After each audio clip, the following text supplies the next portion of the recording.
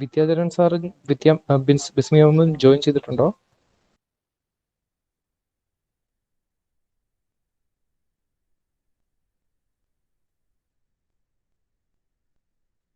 No, sir.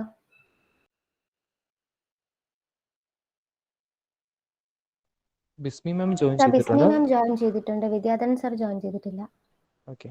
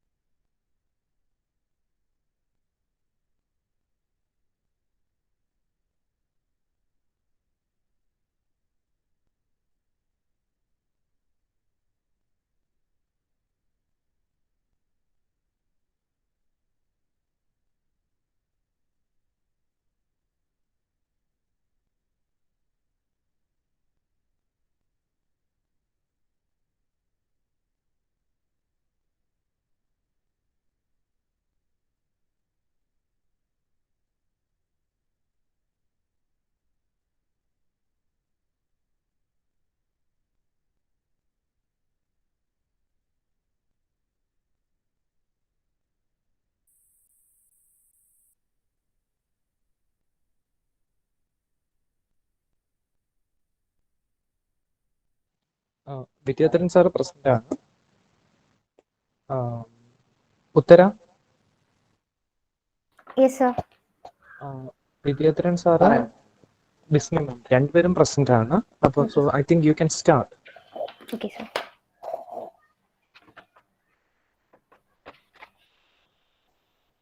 Sir, am I audible? Yes, you are.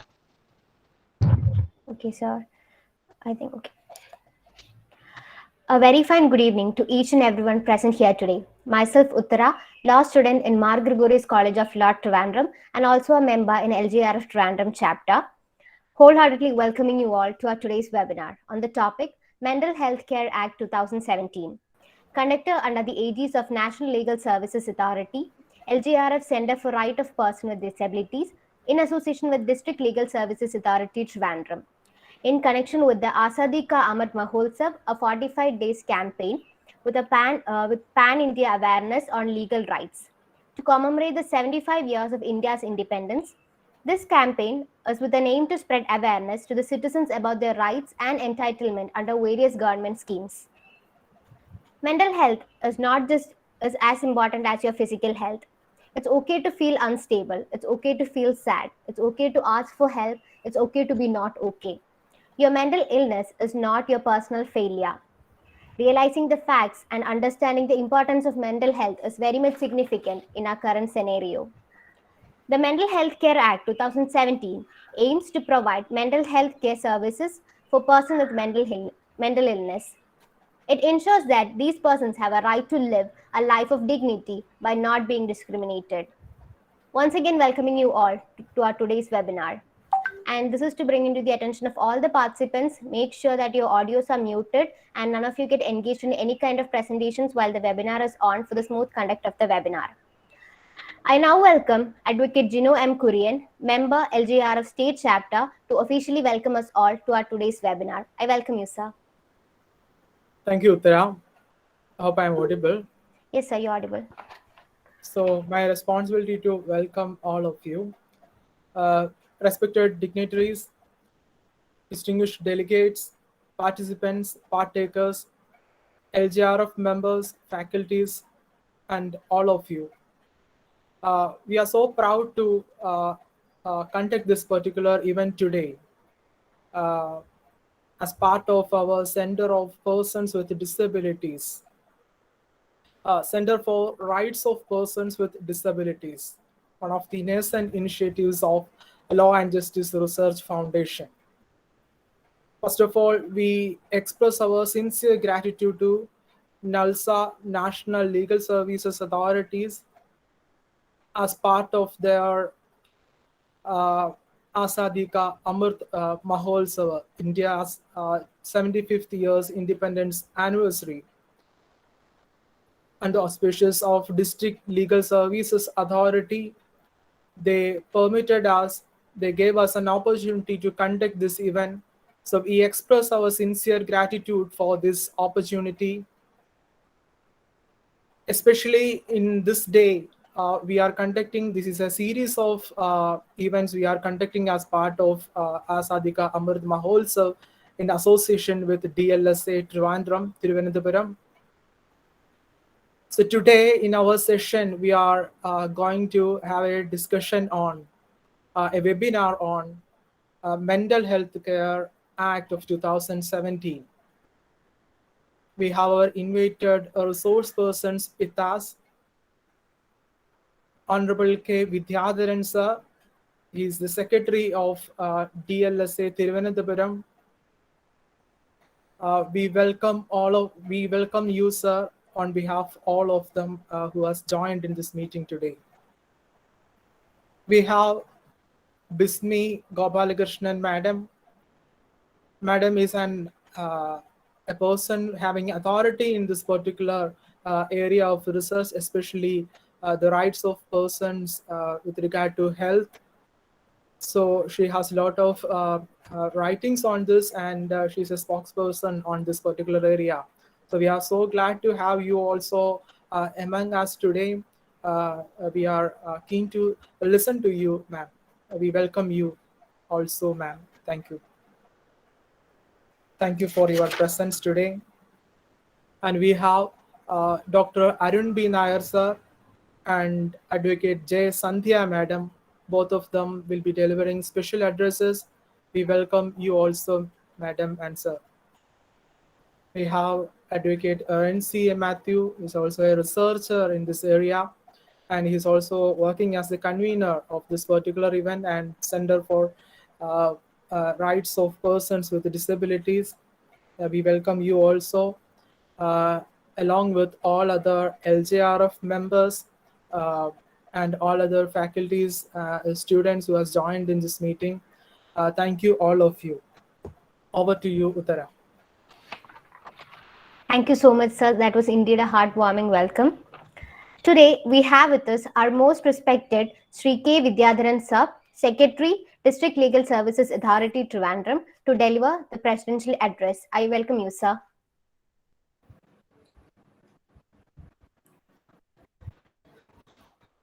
Good evening to Hello, all sir. present here. And, Dr. Bismi Gopalakrishnan, Dean Faculty of University of Kerala, Dean Faculty of Law, Mahatma Gandhi University, Advocate Sandhya, Panel of District Legal Service Authority, Dr. Arun B. Nair, Assistant Professor in Psychology, Medical College, Thiruvananthapuram, A. Arun C. Matthew, Convener, LJR Center for Active Education, member, state chapter, LJR. I'm very happy to be here to discuss on Mental Health Care Act 2017. This is the first day of the program under the aegis of NEXA by LJR Center for Rights of Persons with Disabilities in association with the District Legal Services Authority Thiruvananthapuram as part of our Asadika Amrit Mahotsav. As you all know, the subject today is the Mental Health Care Act.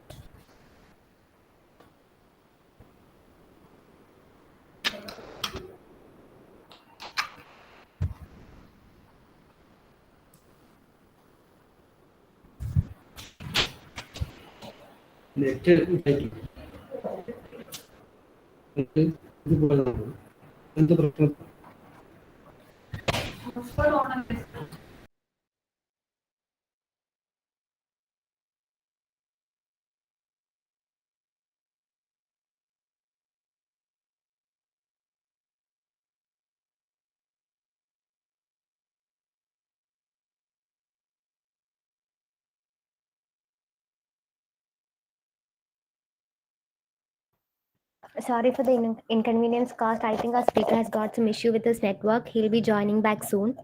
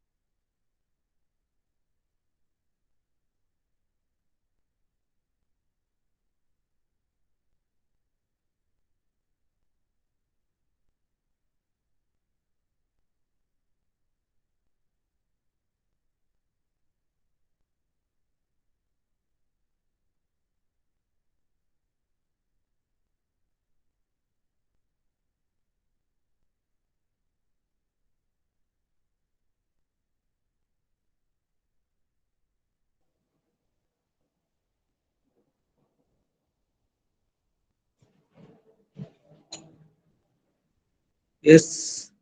Am I audible? Yes, sir, you're audible. Yes, sir. Yes, you are. I'm sorry, there was some internet problem. It's fine, sir. You're perfectly audible now. Okay. Yes. As you all know, today subject is Mental Health Care Act. I am not inclined to delve into the subject as we have the erudite and eminent panel to discuss about the subject. I will finish my presidential address with 2 or 3 words. At the outset, I would like to say that Mental Health Care Act 2007 brought sea changes in the field of mental health care. Our history of mental health care relates back to colonial era, which was custodial in nature. There are provisions in other acts that you all know, taking care of the right of accused persons who are mentally ill. As you all know, Section 84 of the IPC provides exception to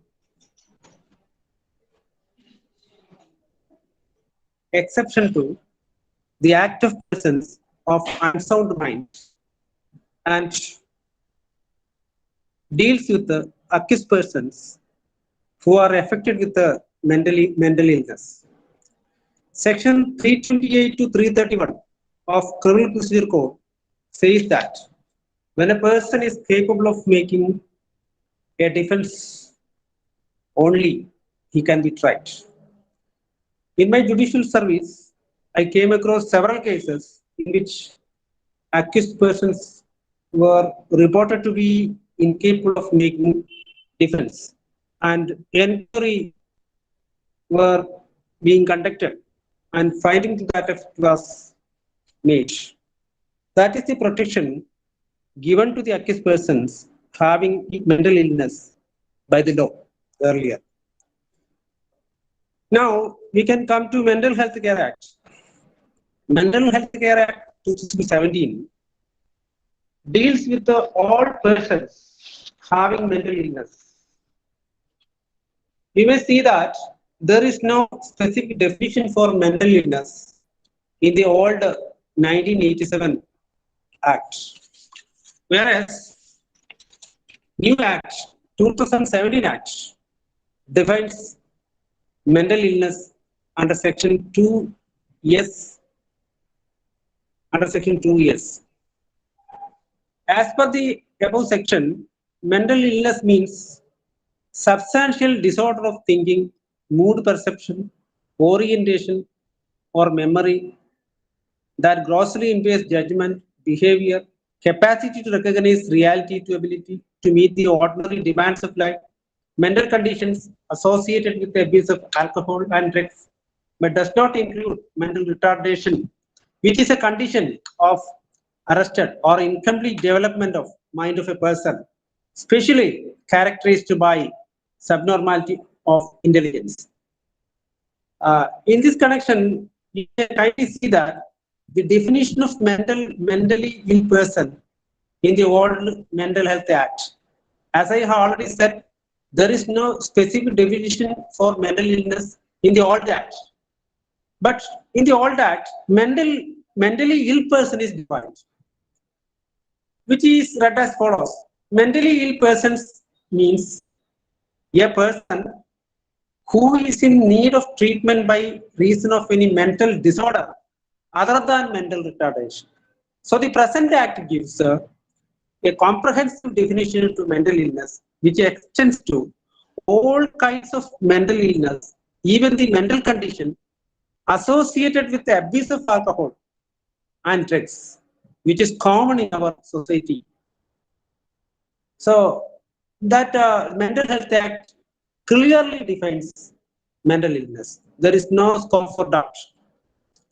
Another feature of the Mental Health Care Act is that it provides under Chapter 5 of the Act rights of persons with a mental illness. We have all rights guaranteed by the Constitution. But Mental Health Care Act provides rights to the mentally disabled persons also, mentally ill person also. That is their right to community living, very, very important. They have right to community living.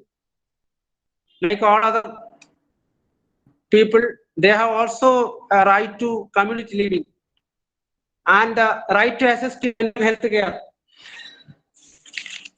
And other one, right to protection from cruel, inhuman and degrading treatments. Right to equality and non-discrimination.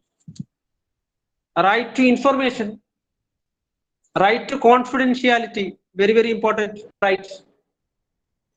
Restriction on release of information in respect of mental illness.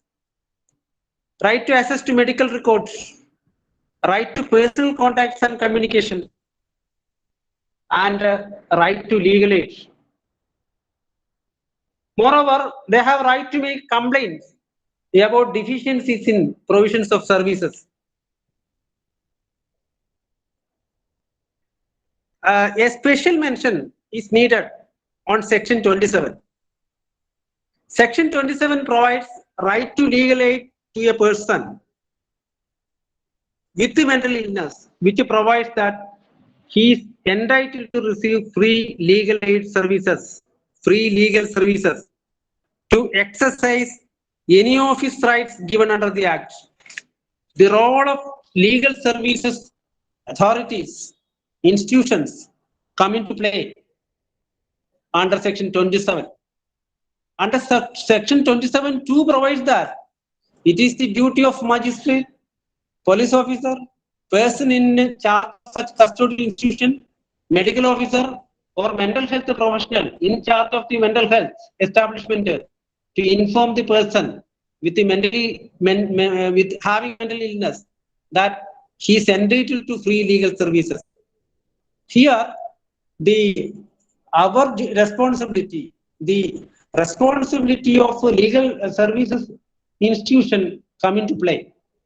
In our district, there is a mental health center wherein we have provided a legal aid clinic. Our panel discussion, our panel member, Srimati Sandhya is conducting that legal aid clinic. So, under Section 27, it provides legal aid, mandatory legal aid to mentally ill person, having the persons having mental illness.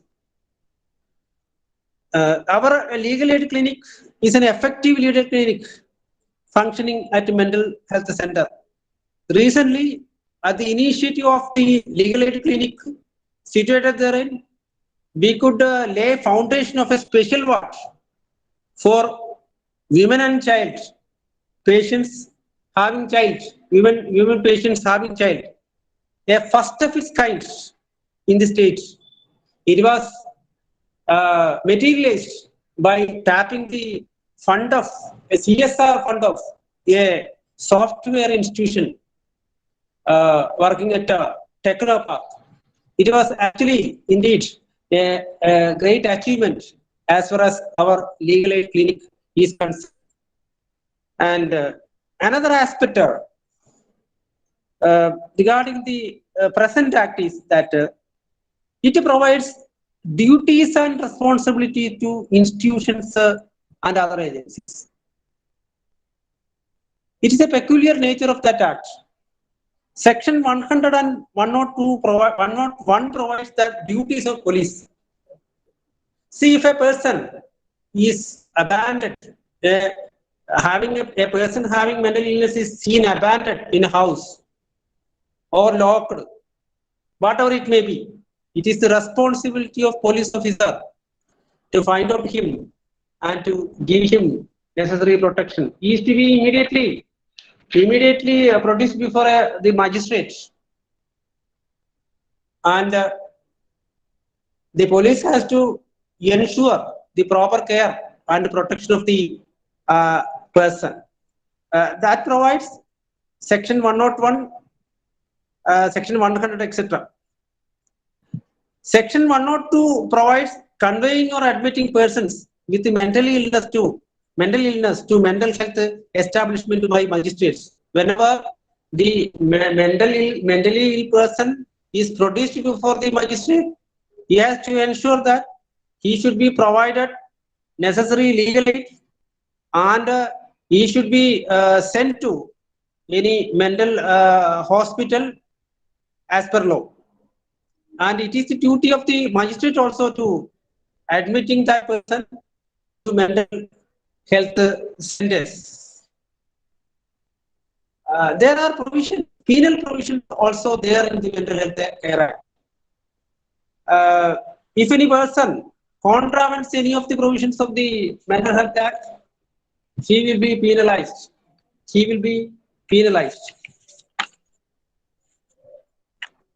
So that provision, that penal provision, ensures the proper compliance of the rights and rights of the persons having mental illness, and also the responsibility of the institutions.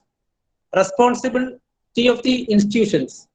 So if any of them contravenes or not complying any of the provisions of the Act, they can be punished.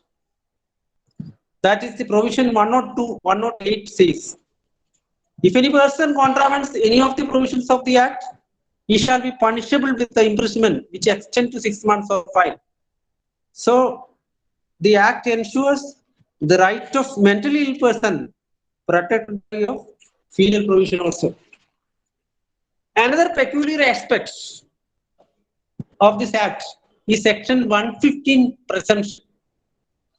It is a peculiar type of presumption as far as statutes are concerned. I did not come across such a type of presumption in any of the statute book. It is a non-obstante clause which actually virtually decriminalizes the attempt to commit suicide. The provision says that any person who attempts to commit suicide shall be presumed, unless proved otherwise, to have severe stress and shall not be tried and punished under Section 309 of IPC. 309 IPC provides for the punishment of attempt to suicide. It was not deleted or struck off from the statute book, even though there are several decisions on that point. It was not so far struck off from the statute book. The Section 115 virtually decriminalized that provision, which is also a provision in favor of the mentally ill person. The peculiar thing in that section is that the term used is that person shall not be tried. So before recording of the evidence, the prosecution has the liability to prove that he is not under stress. So it is very difficult to prove the same. That is before recording of plea. Section 309, I think punishment is below 1 year. There is no question of framing of charges. Only the plea will be recorded. So before recording plea shall not be tried. The term used shall not be tried. So he is not supposed to go for trial. Before that, he is to be discharged or acquitted. The term which can be used is discharged. But there is no charge. So there is no question of discharge also. Anyway, the proceedings can be dropped, even invoking any other provision, Section 258, etc. But the burden is on the prosecution to prove that he was not under trust. The presumption is in favor of the accused person. So that also protects That provision actually the presumption actually decriminalized the attempt to suicide. It is a peculiar nature of presumption seen in the statutes book of our nation. So these are all the provisions provisions which are which makes the act genuine, which makes the act peculiar as far as the acts passed in the mental health care the scene is concerned.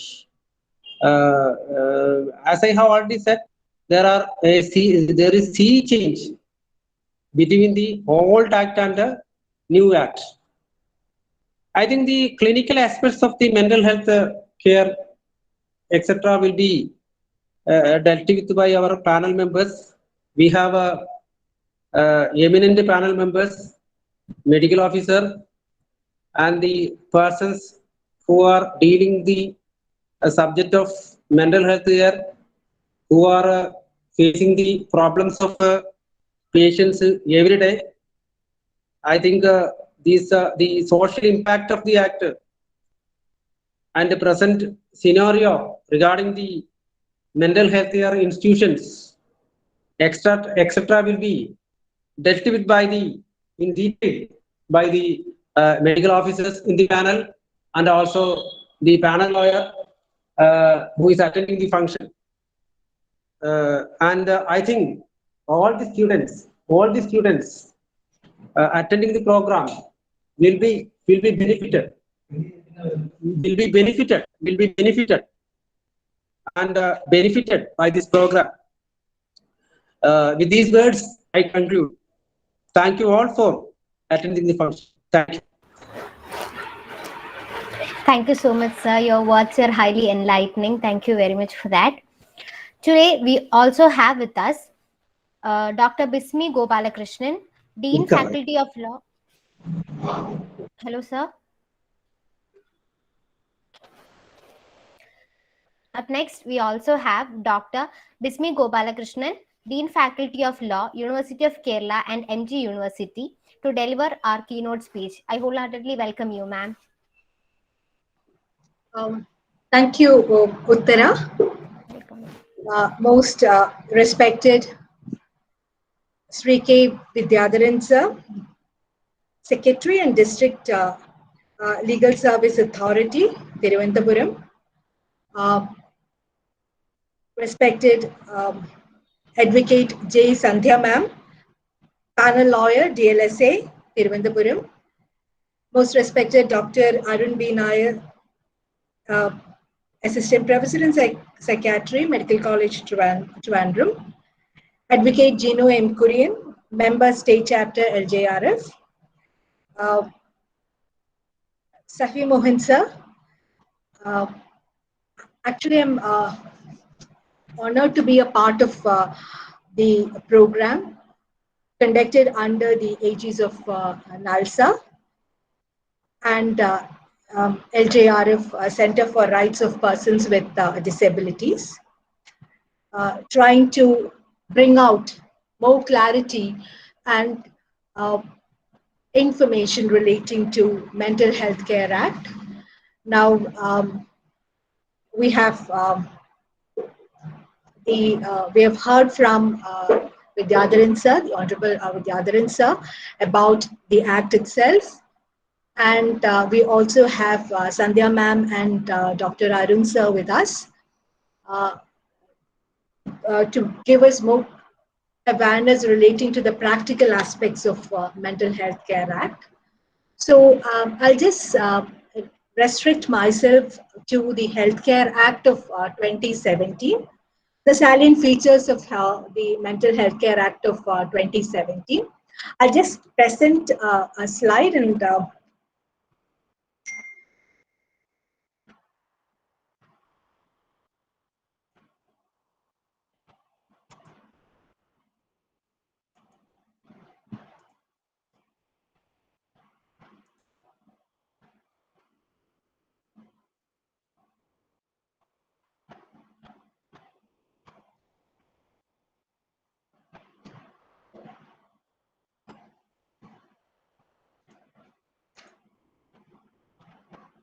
Uttara, can you, is the slide visible? Yes, ma'am, it's visible. Okay. So, Mental Healthcare Act 2017. So, when you're talking about Mental Healthcare Act 2017, we are concerned with what exactly is the basic objective of the act. Why are we more concerned about this act? What is the objective of Mental Healthcare Act of 2017? Well, the objective is it has a promise, and the promise is that it provides the best treatment and facilities, and also it talks about promoting and protecting the rights of individuals with mental illness. So that is a basic objective of Mental Health Care Act 2017. And the journey of Mental Health Care Act starts from the Indian Lunacy Act of 1912. Now, as aptly pointed out by Honorable Vidyadharan sir, the Indian Lunacy Act of 1912, it focused on the public. It never concerned or it never focused upon the person who was affected with mental illness. But the entire focus was on the society and the people who were affected with mental illness or mentally ill patients. They were considered as a dangerous lot to the society. And the notion was that the society must be saved from the mentally ill patients. So that act had such a perspective. And when an act has such a perspective, the outcome will be that we have to sacrifice, the act will be quite ignorant or will never honor the human rights of people who are affected with mental illness. So because of this, the Indian Lunacy Act of 1912, since it didn't protect or it didn't talk about the human rights of mentally ill patients, but rather concerned about the society, it was criticized. Now, the transition, now we moved on from the Indian Lunacy Act of 1912 to the Mental Health Act of 1987. So we after all, we gained independence and we had our own vision. We could move away from archaic laws, and so we have drafted a new legislation, and you have the Mental Health Act of 1987. And in one way, it was much better than the Indian Lunacy Act because it gave importance to the care, the treatment, etc. And it never talked about custodial sentences, or it never talked about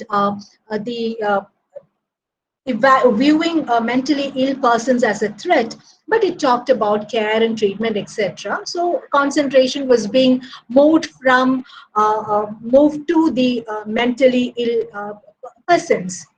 And also it talked about the providing procedures for hospital admission and again the treatment facilities. But that was not okay with the society because it was not up to we felt that it is not up to the mark because it had certain limitations. And what was the limitations? Look, when we talk of treatment, there will be a point when the mentally ill person will be cured of his problem. And the Mental Health Act 1987 didn't talk much about the rehabilitation plans that we had for that particular person or the treatment options after discharge from the hospital. And we were under the notion that once we place these persons inside a hospital, now they have to remain there forever. So that notion was being questioned. And we understood that we have to change that particular notion. And we also have to think of rehabilitation provisions. We have to accommodate them within ourselves.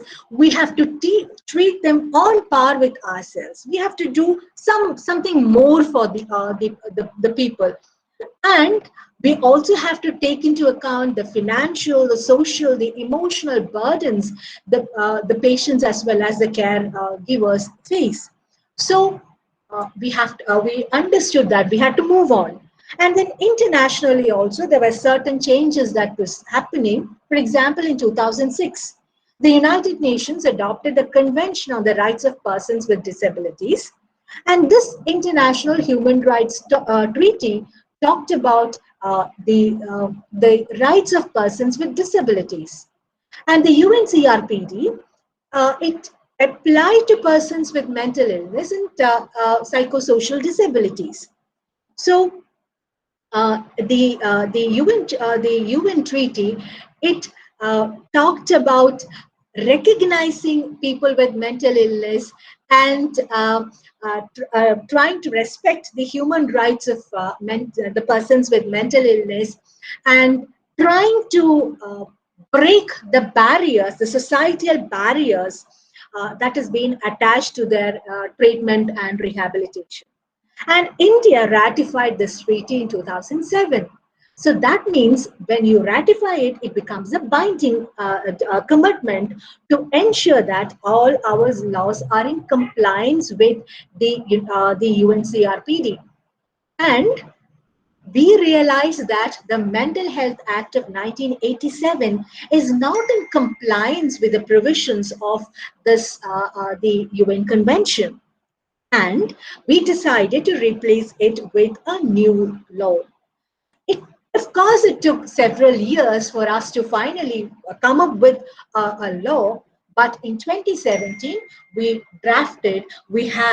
could say that we have also a new law, that is Mental Health Care Act 2017. So we have the word care into it. So 2017.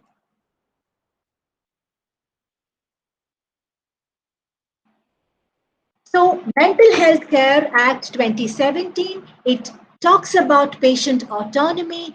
It gives importance to the dignity of the patient, the rights, the choices during the mental health care, and it marks a very bold step in India's mental health legislation. So with this act, an individual cannot be coerced into receiving treatment for mental illness. And again, the Act also talks about independent admissions and supported admissions. So supported admissions here, the change is that it replaces involuntary admissions from the previous legislation. The mental illness also, there is a little bit of change, because mental illness can be determined in accordance with the nationally or internationally accepted medical standards, that is including the latest edition of International Classification of Disease of the WHO as notified by the central government. So the definition of mental illness is has already been explained by Honorable Vidadharan sir. The mental illness, the definition is being expanded, and we have a clarity as far as what mental illness is, as far as the new act is concerned.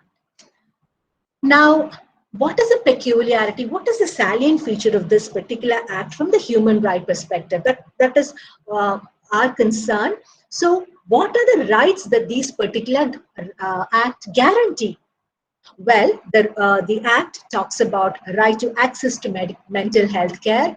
It talks about right to community living. It talks about right to confidentiality. It assures right to personal contacts and communication, and right to legal aid. So, the right to access to mental health care, now this right is being ensured by Mental Health Care Act of 2017. So, you have the right to health is already ensured in the Constitution under the fundamental rights. It has been enunciated in under various judgments. Now, right to access to mental health care is being underlined in this particular, through this particular legislation. So, again, you talked about mental health care services. It must be accessible, available, and affordable. Accessible in sense, it must be geographically accessible. There must be no barriers as far as this access is concerned. So that is being assured through this particular legislation. And right to community living. Now, the perception that we have as far as the persons with mental illness is that this is exactly that what we have. We always remember the film Kalavattam and the problems that particular person had to undergo in that asylum, and how traumatic his life was. So actually we are trying to we are trying to discard that particular feeling that each one of us have. It is not that mental illness means we have to live uh, our life in that particular asylum. Now that is an age-old concept. A person who is cured of mental illness, he has a right to community living. He has a right to be a part and part of the society, and the society must also recognize his rights and should not torment him. So right to community living is assured, and right to confidentiality. The persons taking care of him must assure right to confidentiality as far as the person is concerned, and right to personal contacts and communication. It is not that the whole world is shut out for that particular person. Let him communicate with people, let him have personal contacts. If that person is in that particular condition, so right to personal contacts and communication is also assured through this particular legislation. And right to legal aid. Now, if you have written a living, if you have written a will, or if you have written out some as far as who your representative would be, who will take care of you when you are actually in a problematic situation, and then you have encountered with certain cases, you have a right to legal aid also. That is also been assured through these particular legislation. And right to equality and non-discrimination. There is no discrimination on the basis of gender, sex, sexual orientation, religion, culture, caste, etc., or political beliefs, etc. And the most important aspect is that all the emergency facilities, all the emergency services for mental illness shall be of same quality and availability as those provided with any person who are affected with physical illness. You cannot compartmentalize. You cannot say that this person is affected with mental illness, so he must not be given a treatment in such and such a manner as that with a person who is affected with physical illness. The act is very clear. There is no difference between these two. There is no compartmentalization. Whatever facilities that you can provide to a person who is affected with physical illness, that is to be provided to a person with mental illness also. And the persons with mental illness, they are entitled to use ambulance services in the same manner and quality as provided to person with physical illness. And living conditions in health establishments shall be of same manner, extent, and of quality as provided to the person with physical illness. So this is being assured that this right to equality and non-discrimination is also being assured through the legislation. And the Department of Social Justice ensures that these particular legislation is actually being implemented. And they talk of I'm sure Sandhya ma'am and Dr. Arun sir is actually, they are experts in talking more about this, the initiatives of Department of Social Justice. So Department of Social Justice, they talk about how the prevention activities in the psychiatric care, and it has two basic aims, that is to avoid people the stress, and again to make them cope up with this with the society, and to change the resources, the policies, etc., so that the stress is not there for them. And again the Department of Social Justice, it tries to question one particular fact that is there in each one of his mind, that is stigma. So stigma is one of the most deadliest venom that each one of us tries to nurture, because that negative attitude, the belief that the mentally ill people should be avoided, should be rejected, should be discriminated. That particular stigma, the Department of Social Justice try to eradicate. So you ought to have a cure to that particular stigma, and the stigma can only be cured by awareness programs. And the mental health awareness programs, they encourage people to talk more about mental health problems, to have access to treatment. Even nowadays, especially from the student level, many of the students have problems relating to mental depression, especially the medical students. So they are coming out more in a positive manner to talk about the depression that they are undergoing. The professional students, or the students, especially after completing their 10th and then going through the grilling session of 11th and 12th. So they undergo various problems as far as their mental health is concerned. So coming forward to in forefront, and then trying to take the act counseling at the right time. Now, these are all positive signs that we can see in the society. So more we talk, more we become accommodative as far as this particular problem is concerned, and trying to eradicate the stigma as far as the entire issue is concerned. And again, the government of Kerala has also launched a lot of initiatives for identification, for assessment, for intervention and treatment of cases relating to mental illness. And again, actually, there is no strict boundary between the treatment and rehabilitation. And the Department of Social Justice, if you just go through the homepage of Department of Social Justice, we can find the rehabilitation process that they try to talk about.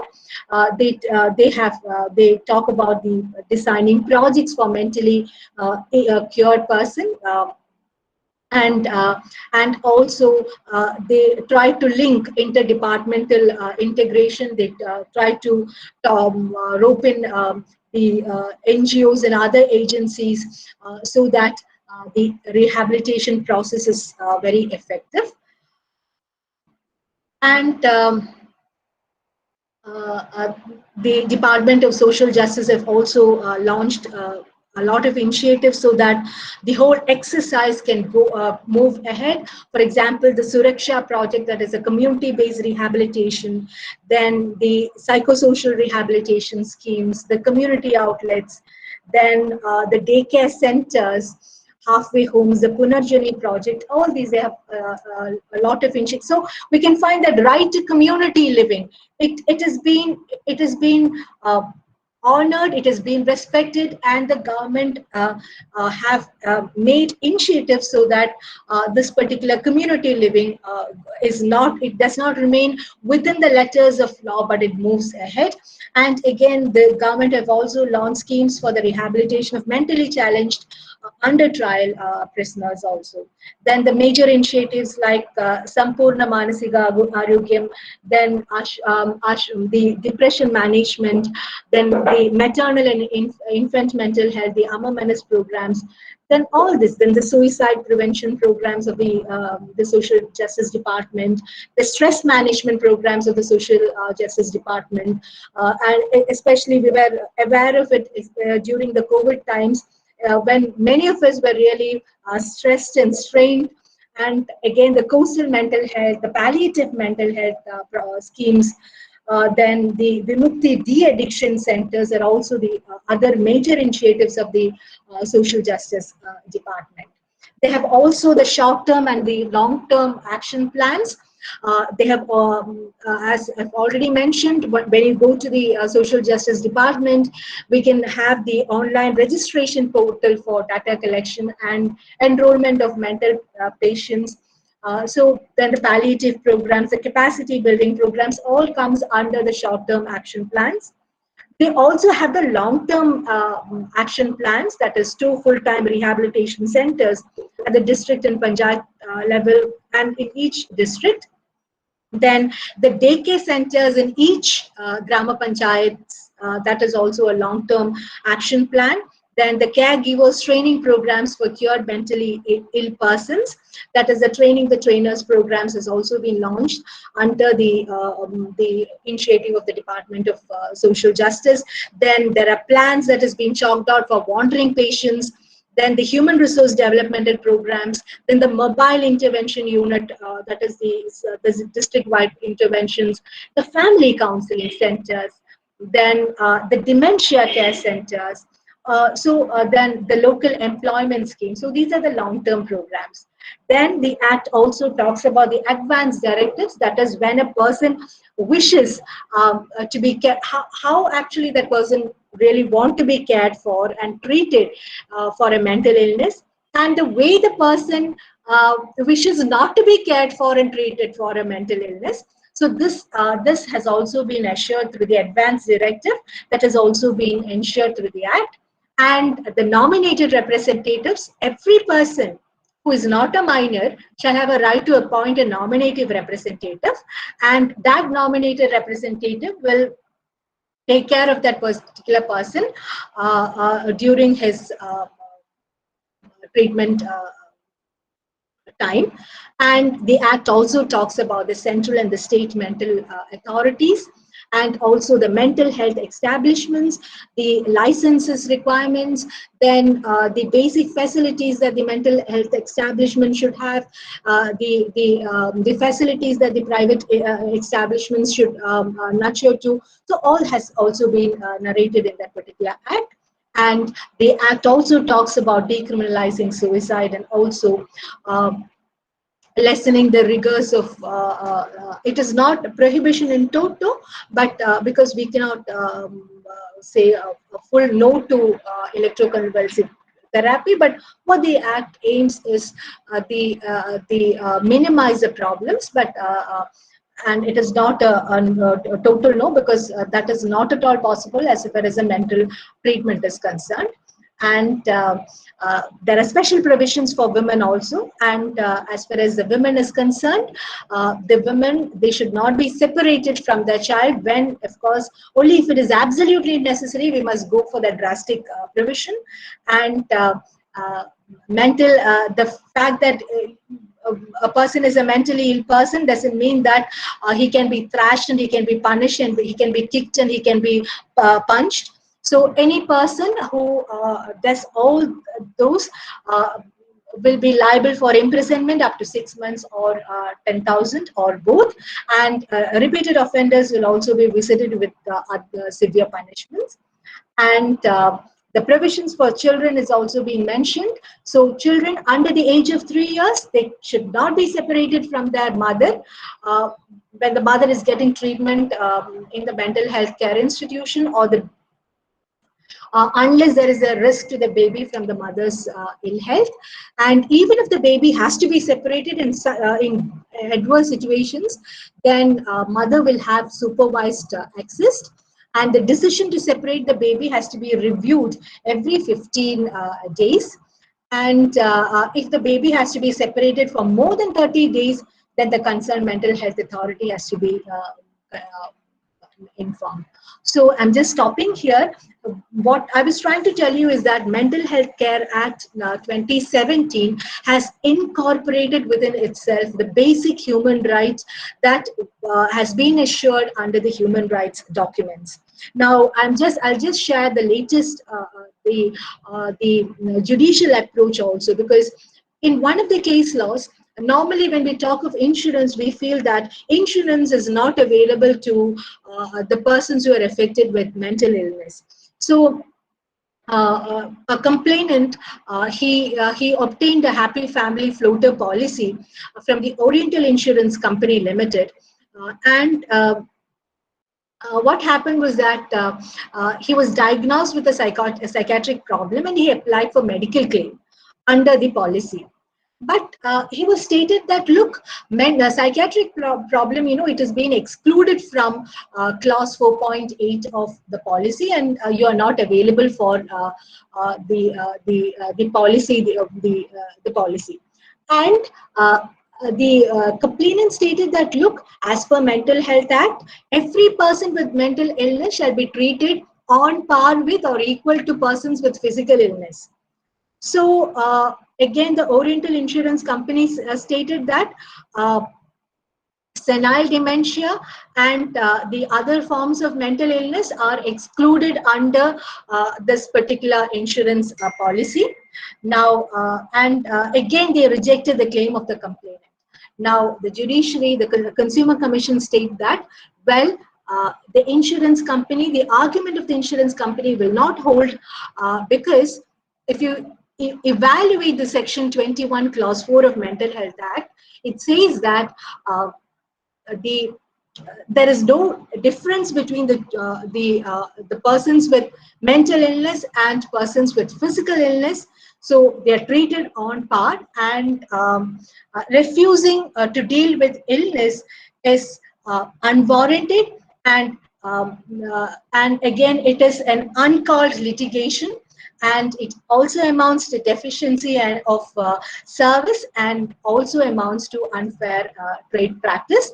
And the judiciary was very clear. It stated that the new act, it embraces the basic human right principles, and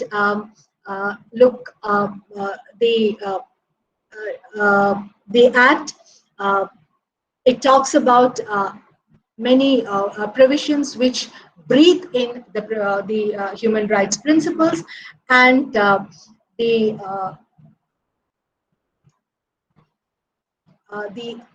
Mental Health Care Act definitely is one of the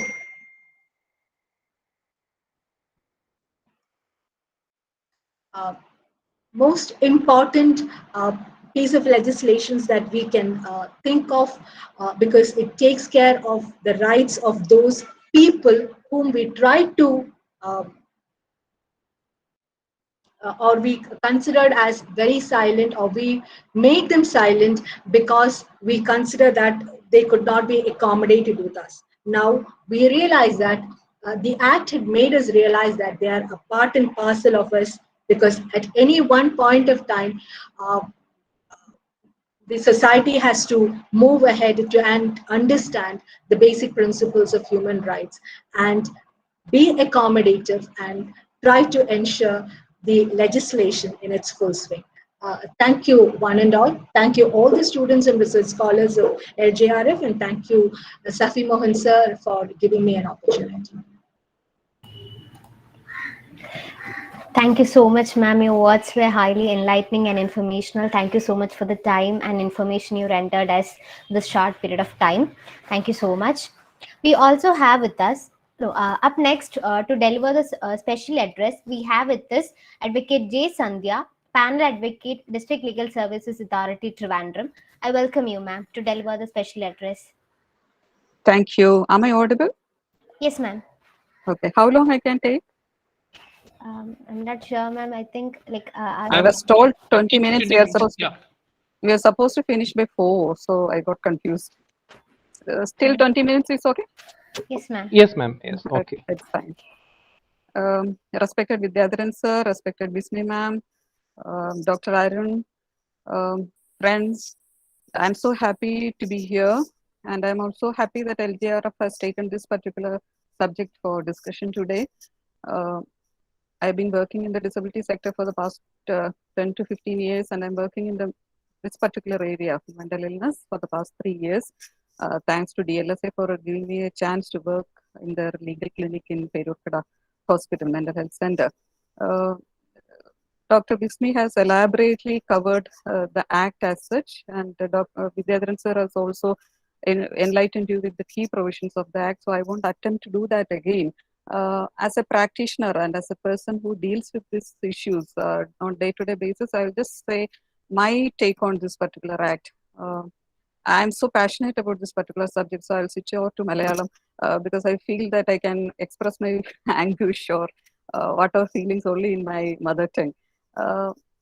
ഒരു NDPS ആക്ടോ ഒരു IPC ആക്ടോ ഒക്കെ പഠിക്കുന്ന രീതിയിൽ ഇതിനെ മനസ്സിലാക്കിയാൽ മാത്രം പോരാ. ഈ പർട്ടിക്കുലർ നിയമത്തിനെ അങ്ങനെയല്ല നമ്മൾ മനസ്സിലാക്കേണ്ടതെന്ന് തോന്നുന്നു. ഒരു സോഷ്യൽ റിയാലിറ്റിയുമായി കണക്ട് ചെയ്തുകൊണ്ട് നമ്മൾ മനസ്സിലാക്കുന്നതാണ് ഏറ്റവും ഉചിതം. എന്താണ് മാനസിക അസ്വാസ്ഥ്യമുള്ളവരുടെ നേരിടുന്ന സാമൂഹിക യാഥാർത്ഥ്യം എന്നുള്ളതിനെ സംബന്ധിച്ച് നമുക്ക് എല്ലാവർക്കും ഒരു അവയർനെസ് ഉണ്ടാകേണ്ടതുണ്ടെന്ന് എനിക്ക് എപ്പോഴും തോന്നിയിട്ടുണ്ട്. നമ്മളുടെ 2011 സാമൂഹ്യനീതി വകുപ്പിന്റെ കണക്കനുസരിച്ച് ഏകദേശം 75,000 പേർക്ക് കേരളത്തിലെ മാനസികാസ്വാസ്ഥ്യത്തിന് ചികിത്സ തേടുന്നുണ്ട് പറയുന്നുണ്ട്. നമ്മുടെ നിമാൻസിന്റെയും മറ്റും കണക്കുകൾ അനുസരിച്ച് ജനസംഖ്യയിലെ 14% ആൾക്കാർ മാനസികാസ്വാസ്ഥ്യമുള്ളവരാണെന്നാണ് പറയുന്നത്. That means that A substantial number of people do have this kind of issue. അവരെ നേരിടുന്ന എന്ന് വെച്ചാൽ അത്രയും മനുഷ്യർക്കുള്ള ഒരു ഇഷ്യൂ ആണ് ഇത് മാനസികാസ്വാസ്ഥ്യ പ്രശ്നങ്ങൾ എന്നുള്ളത്. ഇത് എങ്ങനെയാണ് ഇവർ ഡേ ടു ഡേ ലൈഫിൽ ഇവർ ഡീല് ചെയ്യുന്നത് എന്നുള്ളത് നമ്മൾ ക്ലോസ്ലി നോക്കുമ്പോൾ വളരെ പരിതാപകരമായ ഒരു അവസ്ഥയാണ് അവരുടെ ജീവിതത്തിൽ ഉണ്ടാകുന്നത് എന്നുള്ളത് നമുക്ക് മനസ്സിലാക്കാൻ പറ്റും. ഒരു ആനിമൽ എക്സിസ്റ്റൻസിനേക്കാളും മോശമായ അവസ്ഥയിലാണ് പലരും ഈ സാഹചര്യത്തിലൂടെ കടന്നു പോകുന്നത്. ശരിക്കും ഒരു ആനിമൽ എക്സിസ്റ്റൻസിന്റെ അത്രയും അതിലും മോശമായ അവസ്ഥയാണ് നമ്മൾ തോന്നിപ്പോകും. Voiceless, most voiceless of the population തോന്നും. അപ്പൊ നമ്മളെപ്പോഴും പറയും കുട്ടികളാണ് വോയിസ്ലെസ്, അല്ലെങ്കിൽ സ്ത്രീകളാണ് വോയിസ്ലെസ്, SC/ST വിഭാഗക്കാർ വോയിസ്ലെസ് ആണെന്നൊക്കെ പറയും. എനിക്കെപ്പോഴും തോന്നിയിട്ടുണ്ട് മെന്റൽ ഇൽനെസ് ഉള്ളവരാണ് മോസ്റ്റ് അൺഹേർഡ് എമംഗ് ദ ലോട്ടും തോന്നിയിട്ടുണ്ട്. കാരണം അവർക്ക് ഒരു സംഘടിത ശക്തിയില്ല, അവരുടെ ആവശ്യങ്ങൾ പറയാൻ ആളുകളില്ല, അവർ കംപ്ലീറ്റ്ലി ഒരു കാണാമറയത്ത് നിൽക്കുന്ന മനുഷ്യരാണ്. എനിക്ക് മാനസികാസ്വാസ്ഥ്യമുണ്ട്, എനിക്ക് ഇന്ന റൈറ്റ്സ് ഉണ്ട് എന്ന് പറയാൻ അവർക്ക് കഴിയാത്തത് കൊണ്ട് തന്നെ അവരുടെ അവകാശങ്ങളെ കുറിച്ചോ അവരുടെ എൻറ്റൈറ്റിൽമെന്റിനെ കുറിച്ചോ ആരും ബോധേഡാവാത്തൊരു സാഹചര്യമാണ് നിലനിൽക്കുന്നത്. ഇങ്ങനെ ഒരു കോണ്ടെക്സ്റ്റിലാണ് നമ്മൾ ഈ നിയമത്തിനെ കാണേണ്ടത്. ഈ മറ്റെല്ലാ social legislations, I work more with social legislations, എനിക്ക് എപ്പോഴും തോന്നിയിട്ടുണ്ട് സോഷ്യൽ ലെജിസ്ലേഷൻസ് എന്ന് പറയുമ്പോൾ 2000 ബാലനീതി നിയമം വന്നു, 2005 DV ആക്ട് വന്നു, then we had Right to Information Act, then we had RTE Act, the Senior Citizens Act, and a series of social legislations 2000 മുതൽ ഉണ്ടെങ്കിൽ ഇതിന്റെയൊക്കെ ഒരു ഇംപ്ലിമെന്റേഷൻ എടുത്തു നോക്കുകയാണെങ്കിൽ നമ്മൾ വളരെ സർക്കാസ്റ്റിക് ആയിട്ട് പറയുകയാണെങ്കിൽ പടവലങ്ങ പോലെ താഴോട്ടാണ് ഇതിന്റെയൊക്കെ implementation. So nobody is interested in this, implementing this law per se. ഇപ്പം ബിസ്മി മാഡം ഒക്കെ പറഞ്ഞ വളരെ ബ്യൂട്ടിഫുൾ ആയിട്ട് റൈറ്റ്സ് ഒക്കെ ഇതിനകത്ത് പറയുന്നുണ്ടെങ്കിൽ ഇത് പ്രാക്ടിക്കലി ഇത് എത്രത്തോളം ആളുകളിൽ എത്തുന്നു എന്ന് വെച്ചാൽ തുലവും കുറവാണ്. അത് റൈറ്റ്സ് അച്ചീവ് ചെയ്യാൻ പറ്റാത്തൊരു അസാധ്യമായ ഒരു സാഹചര്യത്തിലാണ് ഇപ്പൊ നിൽക്കുന്നത് എന്നുള്ളതാണ് മനസ്സിലാക്കുന്നത്. എന്താണ് നേരിടുന്ന പ്രശ്നങ്ങളെന്ന് ബ്രീഫ് ആയിട്ടൊന്ന് പറഞ്ഞു നോക്കാം. ഒന്ന്, there is an increasing tendency in the society to abandon peoples with mental illness. എന്ന് വെച്ചാൽ ഞങ്ങളുടെ ആശുപത്രി പേരൂർക്കട കേരളത്തിൽ 3 ആശുപത്രികളാണ് സർക്കാരിൽ എക്സ്ക്ലൂസീവായിട്ട് മാനസിക രോഗ ചികിത്സയ്ക്കുള്ള 3 ആശുപത്രികളാണുള്ളത്. തിരുവനന്തപുരം, തൃശ്ശൂർ ആൻഡ് കോഴിക്കോട്. ഈ തിരുവനന്തപുരത്തെ ആശുപത്രി 150 വർഷമുള്ള ഓൾഡസ്റ്റ് ആശുപത്രിയാണ്. ഇവിടെ ഒരു 540ഓളം കിടക്കകളുള്ള ആശുപത്രിയിൽ പലപ്പോഴും നമുക്ക് 700-800 ഒക്കെ ആൾക്കാർ അവിടെ അഡ്മിറ്റ് ചെയ്യേണ്ട അവസ്ഥ വരാറുണ്ട്. പലപ്പോഴും നമ്മൾ കാണുന്ന ഒരു പ്രശ്നം എന്ന് പറഞ്ഞാൽ ആശുപത്രി കൊണ്ട് തള്ളിയിട്ട് പോകുന്ന ഒരു പ്രവണതയാണ് നമ്മൾ കൂടുതലും കാണുന്നത്. ഒരു 75% അതാണ് ഒരു സാഹചര്യം നമ്മൾ കാണുന്നത്. എന്താ വെച്ചാൽ ആശുപത്രിയിലേക്ക് വരുമ്പോഴേ അവർ പറയും ഇനിയിപ്പോൾ ഞങ്ങൾ വീട്ടിൽ കൊണ്ടുപോകുന്നില്ല കേട്ടോ, നിങ്ങൾ തന്നെ എവിടെയെങ്കിലും ആക്കിയേക്കണേ എന്ന് പറഞ്ഞിട്ടാണ് അവർ കൊണ്ടുപോകുന്നത്. പക്ഷെ പേഷ്യന്റിനെ സംബന്ധിച്ചിടത്തോളം വന്നു കഴിഞ്ഞ ഒരാഴ്ച കഴിയുമ്പോഴേക്കും അവർ ചോദിക്കാൻ തുടങ്ങും എപ്പോഴാ പോകണ്ടേ, എന്നെ എപ്പോഴാ വീട്ടിൽ വിടുന്നത്, എന്നെ ട്രിപ്പിൽ കൊണ്ടാക്കുമോ, എനിക്കൊന്ന് ഫോണിൽ വീട്ടിൽ വിളിക്കാൻ പറ്റും. ആളുകളെ സംബന്ധിച്ച് ഫാമിലി എന്ന് പറയുന്ന ഒരു വലിയ സംഭവമല്ലേ. നമ്മളൊക്കെ സംബന്ധിച്ച് കുടുംബത്തിൽ തന്നെ നിൽക്കണം. അവിടോട്ട് എത്തുമ്പോഴാണ് ഫാമിലിയുടെ ഒരു വില നമുക്ക് ശരിക്കും മനസ്സിലാവുന്നത്. ഇവരെല്ലാം എത്രയും പെട്ടെന്ന് ഇറങ്ങാനാണ് നോക്കുക. അവിടെ നിന്ന് എങ്ങനെയെങ്കിലും എത്രയും പെട്ടെന്ന് ഡിസ്ചാർജ് ചെയ്ത് എനിക്ക് വീട്ടിൽ പോയാൽ മതി, വീട്ടിൽ പോയാൽ. പക്ഷെ വീട്ടുകാർക്ക് ഇപ്പൊ ഇന്ത്യയിലെ പ്രൈമറി കെയർ ഗിവർ എന്നുള്ളത് ഫാമിലിയാണ്. വീട്ടുകാർക്ക് ഇവരെ വേണ്ടാത്തൊരവസ്ഥയാണ്. Especially if you are not like you don't have any income, അങ്ങനെയുള്ള ഒരു സാഹചര്യം ആണെങ്കിൽ ഈ കൂടെ ഓടാൻ കഴിയാത്തവരെ പിന്നെ കണ്ടില്ലെന്ന് നടിക്കാനാണ് നമ്മുടെ സമൂഹത്തിന് താല്പര്യം. അത് അക്ഷരാർത്ഥത്തിൽ ശരിയാകുന്ന ഒരു സാഹചര്യമാണ് നമ്മൾ ഇവിടെ കാണുന്നത്. ഇപ്പോൾ even yesterday I had an experience. പത്തനംതിട്ടയിൽ നിന്ന് ഒരു ലേഡി വന്നിട്ട് ഇപ്പോൾ ഒരു 1.5 വർഷമായി she's fit for discharge for the past 3 months. Hospital people were calling family, അങ്കിളിനെ വിളിച്ചിട്ട് പിന്നെ നിങ്ങൾ എന്താ കൊണ്ടുപോകാത്ത, 3 മാസമായി ഫിറ്റ് ഫോർ ഡിസ്ചാർജ് ആണ് കൊണ്ടുപോകുന്നത്. അപ്പോൾ അവർ വിളിക്കുമ്പോൾ they are not getting a favourable reply. So I called him yesterday. The immediate response I told him, see നിങ്ങളിപ്പോൾ ഒരു കിഡ്നി ട്രബിളോ ഹേർട്ട് ട്രബിളോ ഒക്കെ ഉള്ള ആളെ ഇങ്ങനെ കൊണ്ടുപോയി ഡംപ് ചെയ്യുമ്പോൾ, നിങ്ങൾ ഏതെങ്കിലും ഹോസ്പിറ്റലിൽ മെഡിക്കൽ കോളേജിലൊക്കെ ട്രീറ്റ്മെന്റ് എടുത്തു കഴിഞ്ഞാൽ ട്രീറ്റ്മെന്റ് കഴിയുമ്പോൾ നിങ്ങൾ വീട്ടിൽ വിളിച്ചോണ്ട് പോകില്ല. അതുപോലെ ഒരു ആശുപത്രിയാണ് ഇവിടെ. യു കനോട്ട് ഇങ്ങനെ അങ്ങനെ ഡിസ്ചാർജ് ചെയ്യാതെ ഇടാൻ പറ്റില്ല. ഇമ്മീഡിയറ്റ് റെസ്പോൺസ് ആയിട്ട് ഒരു കാര്യം ചെയ്യാൻ നിങ്ങൾക്ക് വേറെ എവിടെയെങ്കിലും ആക്കാൻ പറ്റില്ലെങ്കിൽ നിങ്ങൾ റോഡിൽ കൊണ്ട് കളഞ്ഞോളൂ എന്ന് പറയണേ. ഒരു 30-35 വയസ്സുള്ള ഒരു ലേഡി എന്ത് ചെയ്യും എന്നുള്ളതാണ്. നിങ്ങൾ വേണമെങ്കിൽ റോഡിൽ കൊണ്ട് കളഞ്ഞോളൂ എന്നുള്ളത്. അങ്ങനെയാണ് റിലേറ്റീവ്സിന്റെ പലരുടെയും ഒരു റിയാക്ഷൻ നമ്മൾ ദൈനംദിനമായി നേരിടുന്നത്. പക്ഷെ ഒന്ന് ഞാൻ പറഞ്ഞു വന്നതെന്ന് വെച്ചാല് റൈറ്റ് ടു കമ്മ്യൂണിറ്റി ലിവിംഗ് എടുത്തെടുത്ത് പറഞ്ഞിട്ടുണ്ട്. വിദ്യാധരൻ സാർ പറഞ്ഞു, ബിസ്മി മാഡം പറഞ്ഞു. പക്ഷെ എവിടെയാണ് ഈ റൈറ്റ് എക്സസൈസ് ചെയ്യാൻ പറ്റുന്നത് എന്നുള്ളത് ഒരു വലിയ ക്വസ്റ്റ്യൻ ആണ് ഇവിടെ. കമ്മ്യൂണിറ്റി ലിവിംഗ് കമ്മ്യൂണിറ്റി തന്നെ ജീവിക്കുക അതൊരു ബേസിക് അവകാശമാണ്. അവനവന്റെ കുടുംബത്തിലും അവനവന്റെ സമൂഹത്തിലും ജീവിക്കേണ്ട ഒരു ബേസിക് അവകാശമാണ്. പക്ഷെ എന്ത് തരം സപ്പോർട്ടാണ് അതിനു വേണ്ടി സ്റ്റേറ്റ് കൊടുക്കുന്നത് വെച്ചാൽ ഒരു സപ്പോർട്ടും കൊടുക്കുന്നില്ല എന്നുള്ളതാണ് ഇപ്പോഴത്തെ റിയാലിറ്റി. പലവരെയും നമ്മൾ കാണുന്നത്, ചിലർക്ക് ഇവർക്ക് ഒരു 3 സെന്റ് സ്ഥലം കാണും, ഒരു വീടുണ്ടാവും, ഞാൻ പോയി താമസിച്ചോളാം, എന്നെ അങ്ങ് വിട്ടാൽ മതി എന്ന് ചോദിച്ചാലും പലപ്പോഴും നമുക്ക് അങ്ങനെ വിടാൻ പറ്റാത്ത സാഹചര്യമാണ്. ആരെങ്കിലും ഒന്ന് എത്തി നോക്കി ഇവർ മരുന്ന് കഴിക്കുന്നുണ്ടോ എന്ന് ചോദിക്കാൻ മാത്രമുള്ള ഒരു ഒരു ഗവൺമെന്റ് എൻറ്റൈറ്റിയും അവരുടെ അടുത്തേക്ക് എത്തുന്നില്ല എന്നുള്ളതാണ് മറ്റൊരു പ്രശ്നം. ആരെ ഏൽപ്പിക്കും? ഇപ്പോൾ നമുക്ക് ഡീസെൻട്രലൈസേഷൻ ഉണ്ട്, ആശാ വർക്കർമാരുണ്ട് ഹെൽത്ത് സിസ്റ്റത്തിൽ. ആരെങ്കിലും ഒന്ന് ഏൽപ്പിച്ചിരുന്നെങ്കിൽ പ്രോബബ്ലി ഇങ്ങനെയുള്ള കുറെ പേർക്കെങ്കിലും അവരുടെ കമ്മ്യൂണിറ്റിയിൽ നിൽക്കാമായിരുന്നു. പക്ഷെ അതുമായി ബന്ധപ്പെട്ട യാതൊന്നും, അത് ബൈൻഡിങ് ആക്കുന്ന യാതൊന്നും ഈ നിയമത്തിലൊന്നും പറയുന്നില്ല എന്നുള്ളതാണ് അതിനകത്തൊരു യാഥാർത്ഥ്യം. ഇപ്പൊ റീഹാബിലിറ്റേഷൻ ആണ് ഇപ്പൊ പറയുന്ന റീഹാബിലിറ്റേഷൻ ആൻഡ് കൈൻഡ് ഓഫ് അബാൻഡ്മെന്റ് ആണ് ഒരു വലിയ പ്രശ്നം. ഇതിനകത്തൊരു ലീഗൽ പ്രശ്നം എന്ന് വെച്ചാൽ ഞങ്ങളിപ്പം ലീഗൽ ക്ലിനിക്കിൽ ചെയ്യുന്നത് പല പ്രാവശ്യം നമ്മളിങ്ങനെ വിളിച്ചു വരുന്നില്ലെങ്കിൽ നമ്മളൊരു നോട്ടീസ് ഒക്കെ അയക്കാറുണ്ട്. നിങ്ങൾ അടിയന്തരമായി ഇത്ര ദിവസത്തിനകം വന്ന് വിളിച്ചുകൊണ്ട് പോകണം, അല്ലെങ്കിൽ നിങ്ങൾക്കെതിരെ നിയമ നടപടി എടുക്കും എന്നൊക്കെ പറഞ്ഞ് ഞാൻ നോട്ടീസ് അയക്കും. ഇത് കണ്ട് പേടിച്ച് ചില ഏതെങ്കിലും വീട്ടുകാർ വന്നാലായി. പക്ഷെ പലപ്പോഴും എന്താ സംഭവിക്കുക വെച്ചാൽ ഇതിനപ്പുറത്തേക്ക് നമുക്ക് പോകാൻ പറ്റുന്നില്ല, ഒരു പ്രോസിക്യൂഷൻ സ്റ്റെപ്പ് എടുക്കാൻ പറ്റുന്നില്ല എന്നുള്ളതാണ്. ഇപ്പോ സീനിയർ സിറ്റിസനെ അബാൻഡൻ ചെയ്താലോ കുട്ടികളെ അബാൻഡൻ ചെയ്താലോ ആ റെസ്പെക്റ്റീവ് ആക്ടിലൊക്കെ അതിനുള്ള പീനൽ പ്രൊവിഷൻ പറയുന്നുണ്ടെങ്കിലും മെന്റൽ ഹെൽത്ത് കെയർ ആക്ടിലോ RPD ആക്ടിലോ ഒന്നും ഈ അബാൻഡ്മെന്റിന് യാതൊരുവിധ പീനൽ പ്രൊവിഷൻ പറയാത്തതുകൊണ്ട് തന്നെ നമുക്ക് അതൊരു വലിയൊരു മിസറബിൾ സർക്കംസ്റ്റൻസ് നമുക്ക് ഉണ്ടാക്കുന്നുണ്ട്. We have to plead with the family, we have to beg with the family to take them. This is one of the realities that we face now. Secondly ഒരു economic independence ഇല്ലാതാകുന്ന ഒരു സാഹചര്യമുണ്ട്. പലപ്പോഴും എന്ന് വെച്ചാൽ ഇതില് കുറച്ചു പേർക്കൊക്കെ ജോലിക്കൊക്കെ കയറി, സർക്കാർ ജോലി ആയാലും ജോലിക്കൊക്കെ കയറിയതിനു ശേഷമായിരിക്കും ഈ അസുഖം ഉണ്ടാകുന്നത്. പിന്നെ പലപ്പോഴും അറ്റൻഡൻസ് പോകും, ജോലിക്ക് പോകാൻ പറ്റാതിരിക്കുന്ന സാഹചര്യം. അങ്ങനെയൊക്കെ ആണെങ്കിലും ഈ പറയുന്ന മാതിരി തിരിച്ച് ജോലിക്ക് എടുക്കുക എന്ന് പറയുന്ന ഒരു വലിയൊരു ഹെർക്കൂലിയൻ ടാസ്ക് ആണ്. പലപ്പോഴും ഇപ്പൊ ഞാൻ നേരിട്ടൊരു KSEB എംപ്ലോയിയുടെ ഒരു ഇഷ്യൂവിൽ കുറച്ചു കാലമായിട്ട് ഇടപെട്ടുകൊണ്ടിരിക്കുകയാണ്. ആളുകൾക്ക് ഇത് മനസ്സിലാകുന്നില്ല. അയാളൊരു ഡിപ്രഷൻ ഫേസിലാണ്, ദിവസങ്ങളോളം ഉണ്ണാതെ ഉറങ്ങാതെയും വീട്ടിലിരിക്കുകയാണ്, പണിക്ക് പോകാൻ പറ്റാതിരിക്കുന്ന ഒരു സാഹചര്യമാണ്. പക്ഷെ EBയിൽ നമ്മൾ വളരെ ഹയർ അതോറിറ്റിയിലോട് സംസാരിക്കുമ്പോഴും അവർ പറയുന്നതെന്ന് വെച്ചാൽ അവൻ അഹങ്കാരമാണ്. അവന് പിന്നെ ഇങ്ങനെ ഒരാൾക്കൊരു ആനുകൂല്യം കൊടുത്തു കഴിഞ്ഞാൽ വേറെ പലരും ഇത് വേണ്ടി ചോദിച്ചുകൊണ്ട് വരും, ഈ ആനുകൂല്യത്തിന് വേണ്ടി ചോദിച്ചുകൊണ്ട് വരും, അതുകൊണ്ട് കൊടുക്കാൻ പറ്റില്ല. ആളുകൾക്ക് ഇത് റെക്കഗ്നൈസ് ചെയ്യാൻ പറ്റുന്നില്ല എന്നുള്ളതാണ്. ഈ ഒരു സാഹചര്യം ഞാൻ ഈ അടുത്ത ദിവസം മറ്റൊരെണ്ണം കണ്ടത്. കൊല്ലത്ത് ഒരു 3 വയസ്സുള്ള ഒരു കുട്ടി, ഒരു 3 മാസം പ്രായമായുള്ള ഒരു കുട്ടിയെ ഒരു പോസ്റ്റ്മോർട്ടം ഡിപ്രഷന്റെ ഭാഗമായി ഒരു അമ്മ കൊലപ്പെടുത്തിയ ഒരു സാഹചര്യമുണ്ട്. അത് നമ്മളുടെ ഒരു പേഷ്യന്റ് ആണ്. നമ്മളാണ് അതിനെ കുറെ ഇങ്ങനെ തെറാപ്യൂട്ടിക് എക്സസൈസ് ഒക്കെ ചെയ്ത് അതിനൊന്ന് നേരെ നിർത്തി. അപ്പൊ കഴിഞ്ഞ ദിവസം അതിന്റെ ഒരു വീഡിയോ ഇങ്ങനെ വൈറലായി പോകുന്നുണ്ട്. അതിനകത്തൊക്കെ അതിൽ വരുന്ന കമന്റുകൾ കാണണം. ഇത് ഈ പറയുന്ന മാതിരി അതൊരു ക്രിമിനൽ ആക്ടിവിറ്റിയെ മറയ്ക്കാൻ വേണ്ടിയിട്ടാണ് ഈ ഒരു ഡിഫൻസ് എടുക്കുന്നത്, ഏതോ ഒരു വക്കീല് പറഞ്ഞു കൊടുത്തിട്ട് എടുക്കുന്ന ഡിഫൻസ് ആണെന്നാണ് പറയുന്നത്. സോ സൊസൈറ്റിക്ക് ഇതൊന്നും റെക്കഗ്നൈസ് ചെയ്യാൻ പറ്റുന്നില്ല. ഇതൊരു ഇഷ്യൂ ആണ്, ആളുകൾ ഫേസ് ചെയ്യുന്ന ഒരു ഇഷ്യൂ ആണ് എന്നുള്ളത് റെക്കഗ്നൈസ് ചെയ്യാൻ പറ്റാത്തൊരു സാഹചര്യം വളരെ വളരെ ഒരു സാഹചര്യങ്ങളെ കൂടുതൽ സങ്കീർണമാക്കുന്നു എന്നുള്ളതാണ് മനസ്സിലാക്കേണ്ടത്. മറ്റൊരു സവിശേഷ സാഹചര്യം നമ്മൾ കാണുന്നത് long incarceration of people as under trial prisoners. ഇപ്പോൾ തിരുവനന്തപുരത്ത് തന്നെ 3 പ്രിസണേഴ്സ് നമ്മളെ ഫോറൻസിക് വാർഡിലുള്ളവര് 30 വർഷം കഴിഞ്ഞവരാണ്. അങ്ങനെ കേരളത്തിൽ ഉടനീളം നോക്കുമ്പോൾ ഏകദേശം 24-25 പേര് 25 വർഷം കഴിഞ്ഞു അണ്ടർ ട്രയൽ ആയിട്ട് നിൽക്കുന്ന ഒരു സാഹചര്യം. എന്തൊരു പരിതാപകരമായ അവസ്ഥയാണെന്ന് ആലോചിച്ച് നോക്കണം. അപ്പൊ ഇതിന്റെ പ്രശ്നം എന്ന് വെച്ചാൽ പലരും ഇപ്പൊ 302 അകത്ത് വരുന്നവര്, 302 ചാർജ് ചെയ്യപ്പെടുന്ന ആളുകളാണ്. അപ്പൊ പോലീസ് ഒരിക്കലും ഇതിന്റെ ഒരു മാനസിക അസ്വാസ്ഥ്യത്തിന്റെ ഭാഗമായി ചെയ്ത ക്രൈം ആണെന്ന് അറിഞ്ഞാലും പോലീസ് പലപ്പോഴും ചാർജിനകത്ത് അത് റിഫ്ലക്ട് ചെയ്യില്ല.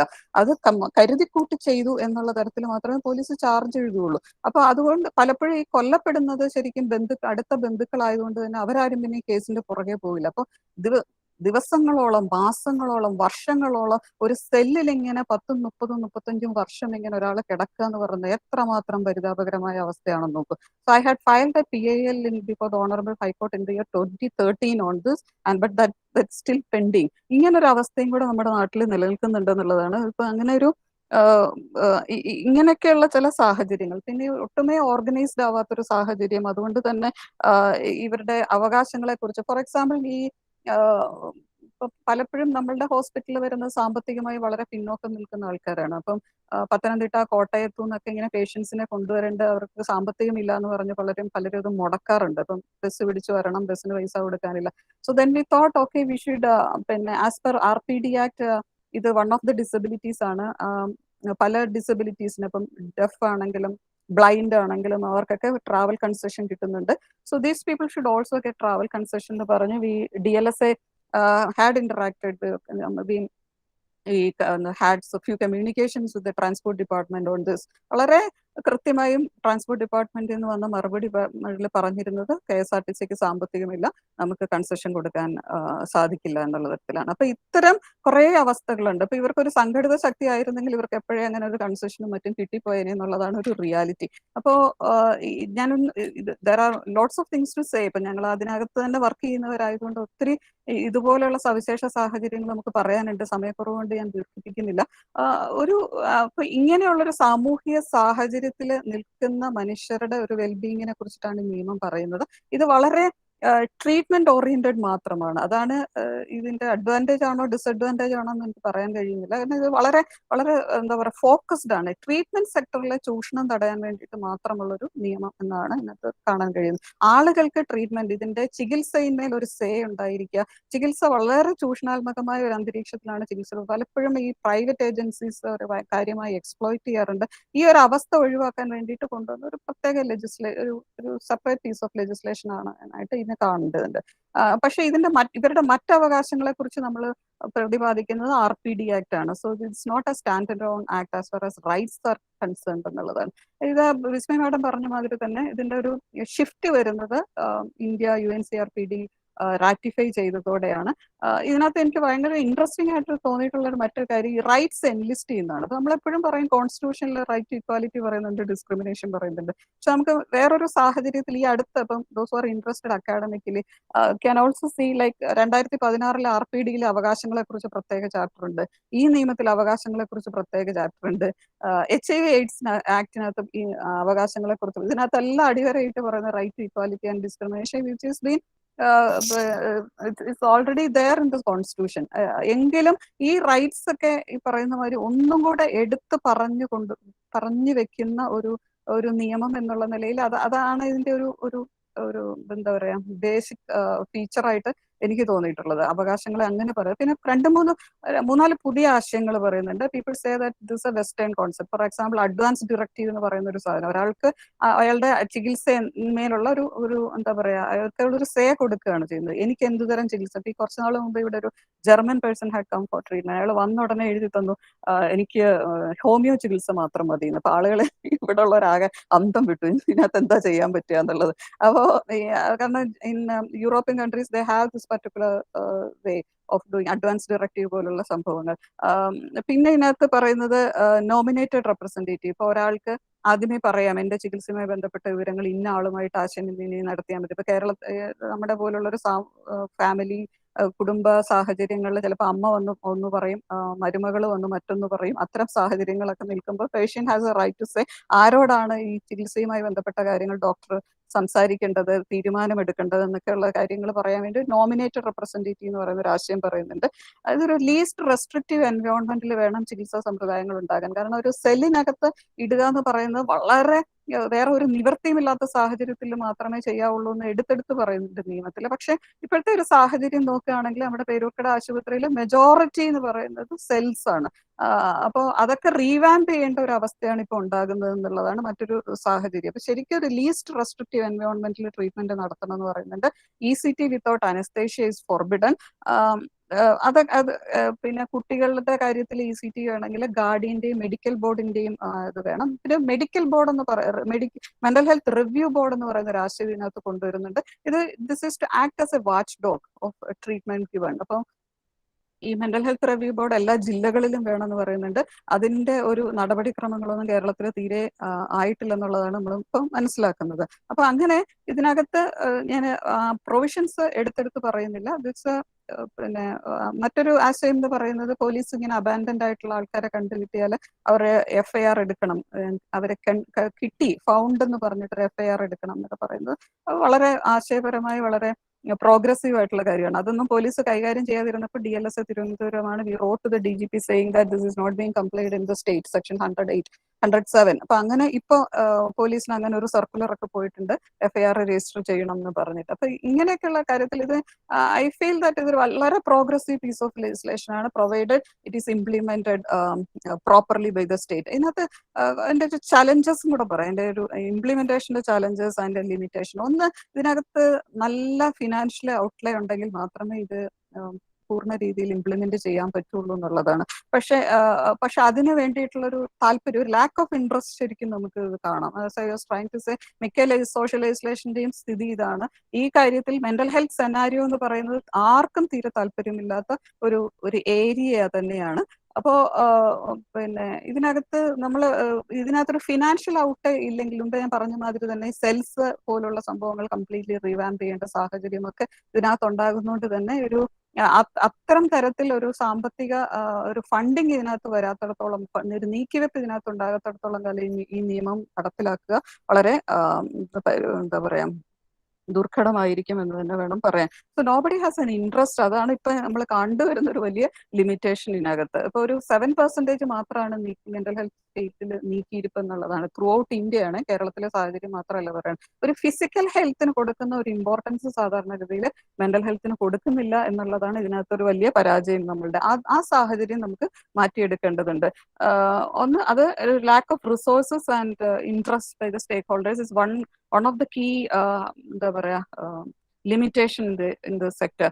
മറ്റൊരു കാര്യം, ഇപ്പം പലപ്പോഴും ഈ അവകാശങ്ങളെ കുറിച്ച് കൂടുതൽ പറഞ്ഞാൽ ഈ ബാങ്കിങ് ക്ലോസിലും കോൺട്രാക്ട് ലോയിലും ഒന്നും കറസ്പോണ്ടിങ് ചേഞ്ചസ് വരാത്തത് കൊണ്ട് തന്നെ ഇപ്പോഴും അക്കാര്യങ്ങളിലൊക്കെ ഇപ്പൊ തന്നെ ഞങ്ങളൊരു SBIയുമായിട്ട് ഗുസ്തി ഇട്ടുകൊണ്ടിരിക്കുകയാണ്. അതിനകത്ത് they are not allowing a patient to operate kind of start bank account. RPD act അനുസരിച്ച് ലീഗൽ കപ്പാസിറ്റി ഉണ്ട്, ഒരാളുടെ ലീഗൽ കപ്പാസിറ്റി പിന്നെ ഫോർബിഡൻ ചെയ്യുന്നില്ല എന്ന് പറയുമ്പോൾ പോലും, പക്ഷെ ഇപ്പോഴും ബാങ്ക് അക്കൗണ്ട് ഓപ്പറേറ്റ് ചെയ്യാനും മറ്റു തരത്തിലുള്ള സ്വത്ത് കാര്യങ്ങൾ കൈമാറ്റം ചെയ്യാനും ഒക്കെ ഇപ്പോഴും അവർക്ക് ഉള്ളൊരു ലിമിറ്റേഷൻ നിലനിൽക്കുന്നുണ്ട്. അപ്പൊ മറ്റ് നിയമങ്ങളിൽ റെസ്പെക്റ്റീവ് ചേഞ്ചസ് വരുത്തുന്നില്ല എന്നുള്ളത് ഒരു വലിയ ഒരു ആശയക്കുഴപ്പം തന്നെ സൃഷ്ടിക്കുന്നുണ്ട് എന്നുള്ളതാണ്. മറ്റേ ഡെർത്ത് ഓഫ് പ്രൊഫഷണൽസ് ആണ്.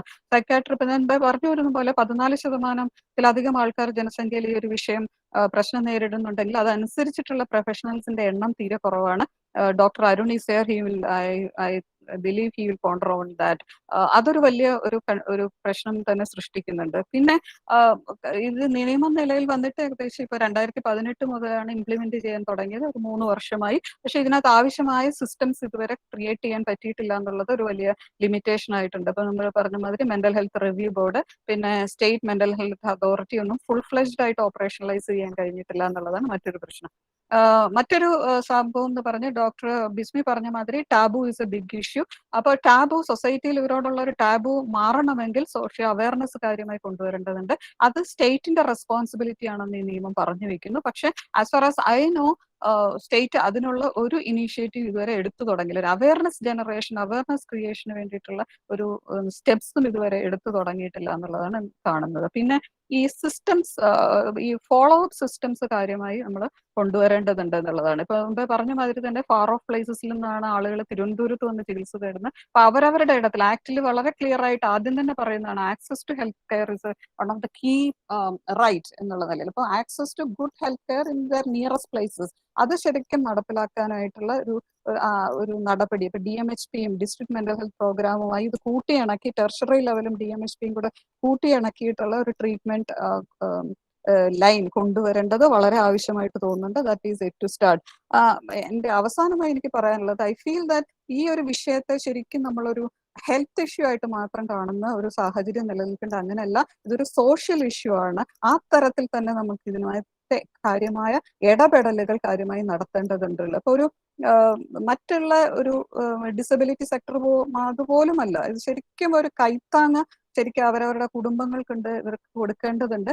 ആ തരത്തില് നമുക്കൊരു സോഷ്യൽ ഇടപെടൽ, സാമൂഹിക ഇടപെടൽ ഉണ്ടായാൽ മാത്രമേ ഈ പറയുന്ന നിയമങ്ങൾ ഒക്കെ കൊണ്ട് എന്തെങ്കിലും കാര്യമായ ഒരു ചേഞ്ചസ് അവരുടെ ജീവിതത്തിൽ വരും കഴിയുള്ളൂ എന്നുള്ളതാണ് എനിക്ക് തോന്നുന്നത്. These are my just first impressions. Probably if you have any questions, I can answer it later. And I will stop with that because of the lack of time. Thank you so much. Thank you so much, ma'am. Like your words were like, I'm actually running out of words to express what I'm feeling now, because all those things you cited from the real life experience, everything was like the discrimination that they are facing in the current society. It's like how it's actually from it's like our fault that these people are facing such situations in their life, because we are never concerned about such people. And I don't know what even I have seen the video like which you have mentioned about the lady who has killed her daughter, and by seeing the comment section, even I was stunned at like the perspective of people on such people. So I don't know what I have to say. I'm just so thank you so much, ma'am. Thank you for your wonderful words. Thank you so much. Thank you. Thank you. Up next, we also have with us Dr. Arun B. Naya, faculty in psychiatry at Government Medical College Trivandrum, to speak much more about this topic with us today. I welcome you, sir. Thank you very much. My sincere gratitude to the organizers for giving me this great opportunity to share this platform with an array of august personalities in the legal and judicial field. As the previous speaker had very rightly pointed out, certain laws which have got a very humane content, very socially oriented content, are not implemented properly due to various reasons. And the first and foremost hurdle in the implementation of the Mental Health Care Act right now in our country is financial reasons. In 2017-2018 budget, out of the total gross domestic product, only 1.2% was set apart for expenditure in health sector. And out of the total budget which was earmarked for health expenditure, only 0.06% was set apart for mental health care. We can compare and contrast this with how much of the health budget Bangladesh, our neighboring country, which is supposed to be an extremely socially and economically backward nation, has earmarked for the mental health care sector. Bangladesh had set apart 0.44% of its budget, of its health budget for mental health sector, but our country only 0.06%. And again, there are a lot of data coming from the WHO and other Western countries that most of the developed nations, which have got great infrastructure and great facilities for caring for people with mental illness, spend about 4% of their total annual budget on mental health research, infrastructure, framework, and workforce. That is exactly what is conspicuous by its absence in our part of the world. And one big problem with the Mental Health Care Act is that quite a lot of suggestions have been cut and pasted from some Western legislations. Like the Mental Health Care Act 2017 has been heavily borrowed from the mental health care legislations which are followed in Australia, New Zealand, Canada, etc. And some of these concepts are really progressive. They are very patient friendly. They ensure safety, security, rights, and privileges for the patient. For example, the nominated representative as well as the advance directive. The problem is that how far those things are applicable, feasible, and practicable in a country like India, where still magico-religious treatment happens to be the mainstay of treatment for behavioral problems, at least in certain rural areas, in at least some states of our country. A person who was brought with extreme violent behavior, at least Advocate Sandhya had described a case in which a foreigner had demanded homeopathic treatment. But we had a patient who had come in an extremely violent state and had demanded that he wants just psychotherapy and is not willing to take any medicine at all. In such situations, we need to connect with the Mental Health Review Board, and the review boards are still not formed. A reply which was forwarded by one of the government officials regarding the delay for formation of Mental Health Review Board had clearly stated that the estimated expenditure per year for one mental health review board will be around 1 crore. 1 crore per year, which means there are 14 mental health review boards, 1 review board per each district. Total expense for that alone may come across rupees 14 crores per year. And along with that, we have got the expenses for the State Mental Health Authority, which has been formed but has not met till now. A document from Government of Tamil Nadu has come to public attention very recently, claiming that 46 lakhs per year is the estimated expenditure which they envisage for starting mental health review boards in each district. They have asked for an anticipatory amount of money to start the functioning of the review boards, but I'm not sure whether it has been implemented. Hopefully it has not been implemented, just in the discussion phase. And another very important point which I want to bring to the attention of this august audience is that the Rights of Persons with Disabilities Act in 2016 was an extremely progressive legislation from the point of view of persons with mental illness, because that legislation had envisaged job reservation of 1% for those people with mental illness and mental retardation.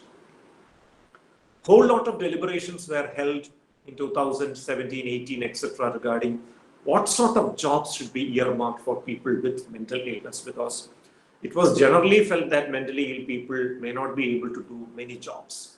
We were called for an expert consultation, and in 2018 we had given a detailed list of possible occupations and vocations which people with mental illness can do.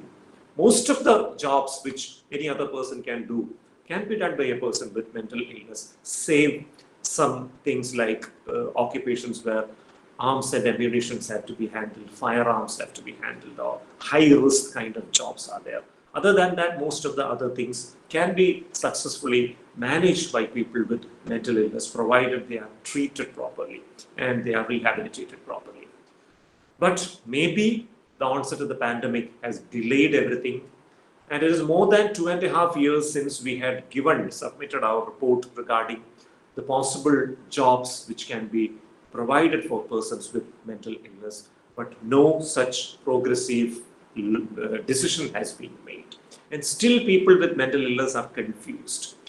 We encourage them to present the disability certificates which they have got with them for PSC interviews and things like that. But whether they are eligible for job reservation is still a contentious thing. Probably because it has been written in the law, but the exact implementation has suffered. One big problem with nominated representative and advance directive is that the lack of awareness among certain sections of the population. That is providing a major problem in implementing these kind of ideas very clearly.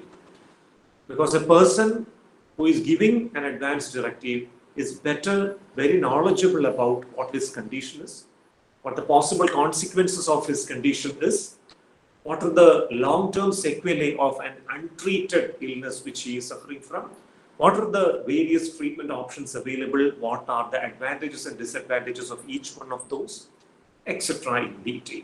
And if such an informed choice is made, advance directive can be the most beautiful aspect which can safeguard the rights, the mental health of a person with mental illness. But the same thing, if it is given to a person who is not at all informed about any of these, is highly superstitious, is having extremely negative attitude about mental health care, etc. He says that magico-religious treatment is the only thing he wants. And if such kind of an advance directive is given, again, time delay in communicating with the review boards and getting it overrun is a huge problem.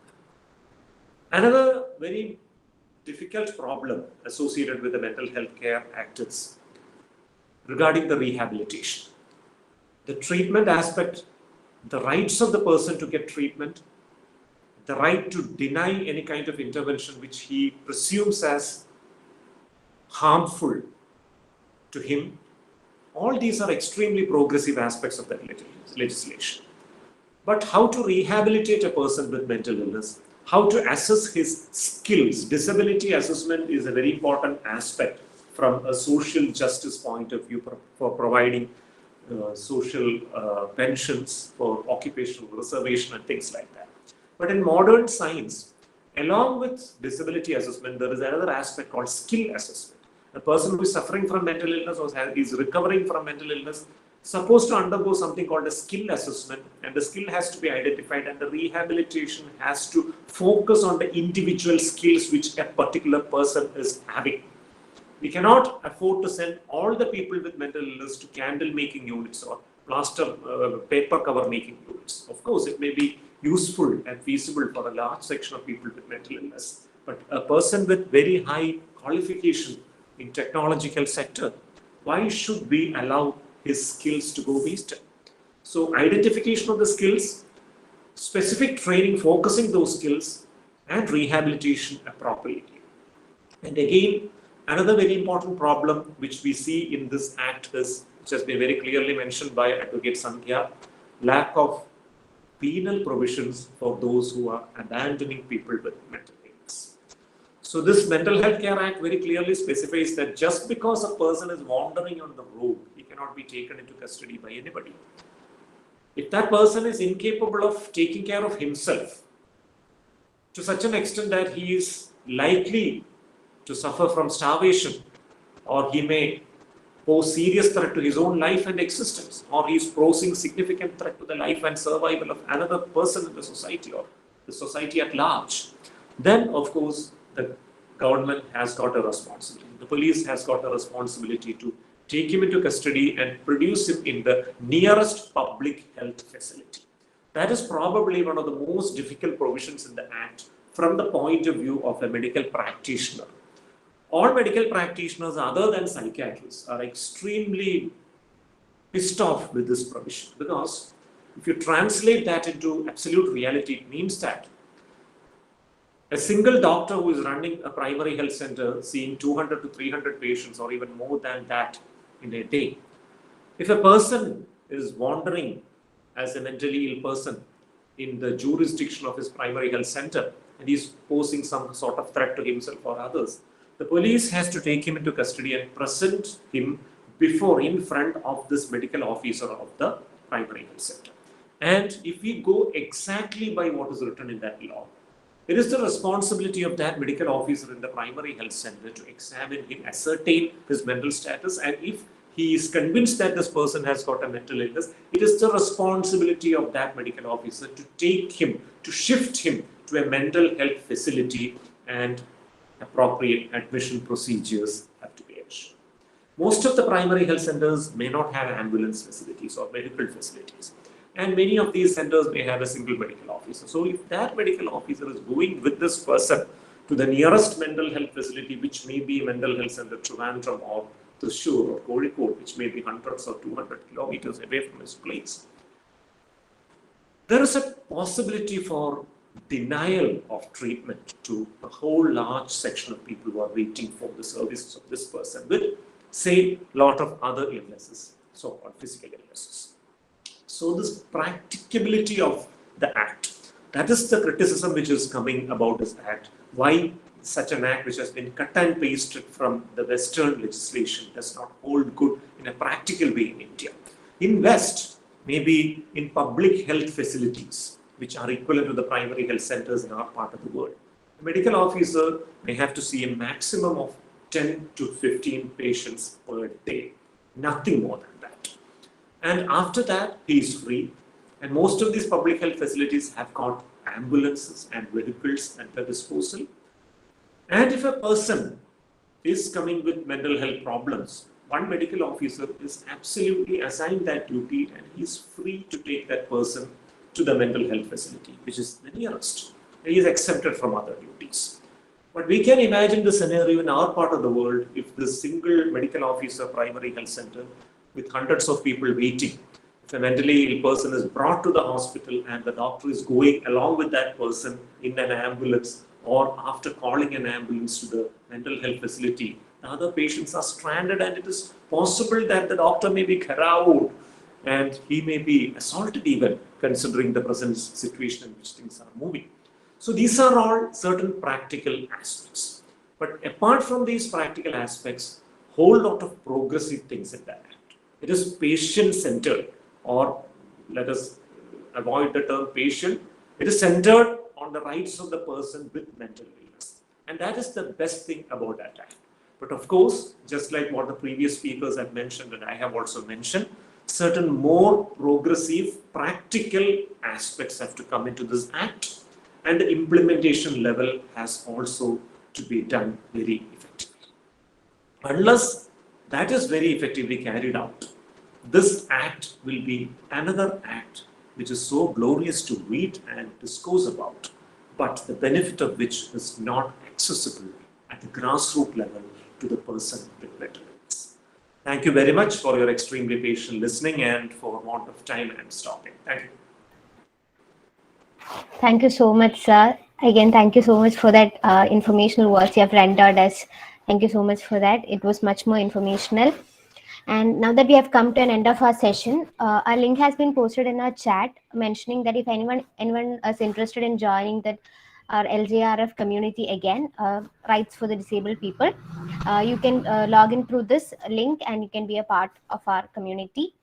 And now that we have come to an end of our today's session, I now invite Rincy Matthew, convener LJRF Center for Rights of Persons with Disabilities, to deliver the vote of thanks. I welcome you, sir. Thank you, Uttara. I hope I'm audible to you. Yes, sir. Yeah, thank you. So, respected panelists, dear friends, colleagues, teachers, and my dear students, good afternoon to all of you. So, I am bestowed with the responsibility to convey my regards, extend my regards to the eminent panelist presented here, and to extend my wishes and my courtesy to all those members who are present here to get enlightened from this with this awesome exchange of ideas and information. So first of all, let me thank Sri K. Vidyadharan sir, DLSA Secretary Trivandrum. Actually, when I had called him over phone, he expressed his great excitement to deliver a presidential address regarding this subject. And thank you, Vidyadharan sir, for your cooperation. And followed by Vidyadharan sir, we had the keynote address, the chief speaker of the day, Dr. Bismi Gopalakrishnan madam. So when Bismi madam was approached by Safi Mohan sir and Advocate Jino sir, she said that she will be having a presentation of 20-25 minutes. And that presentation, that PPT was awesome. It was well detailed. It was covering the current act with the previous act and mentioning the sharing the information regarding the United Nations agreement, and our presentation was so well detailed and informative with regard to everything which we have to know as an academician or as an student of law. And J. Sandhya ma'am, advocate, and who is a member of DLSA, panel lawyer, Trivandrum, she had informed me that she is, first of all, she was a little bit confused what to speak, what to express, and she had asked me, Ransi, what should I say? Academicians are there, people from judiciary are there. So what you want me to share? So I said, ma'am, please share your experiences. Please share the practical aspects of this Mental Health Care Act, what you are seeing in the daily life as a DLSA panel lawyer. Because Supreme Court has said that advocates are actually activists. So being an activist, as a activist who is actively indulged in um, this this area of disability. Uh, you Sandhya ma'am had given an awesome speech. She she had delivered an awesome speech. She had shared her experiences, uh, starting from recent experiences to the past experiences. So that was uh, awareness making one. That was a well informative one. Thank you, ma'am, for that. And followed by J. Sandhya ma'am, we had Dr. Arun B. Nair. Dr. Arun B. Nair is a famous psychiatrist. You had seen his face many times in television channels, in newspaper columns.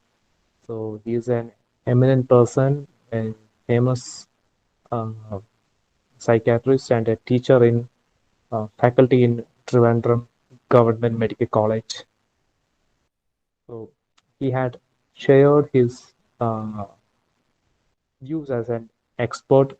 He has criticized the act, and he has uh, shared the positive points regarding the act, and he had shared the his concerns with regard to what state has to take with regard to rehabilitation, especially with regard to providing jobs to the people who who were who are considered as persons with mental illness.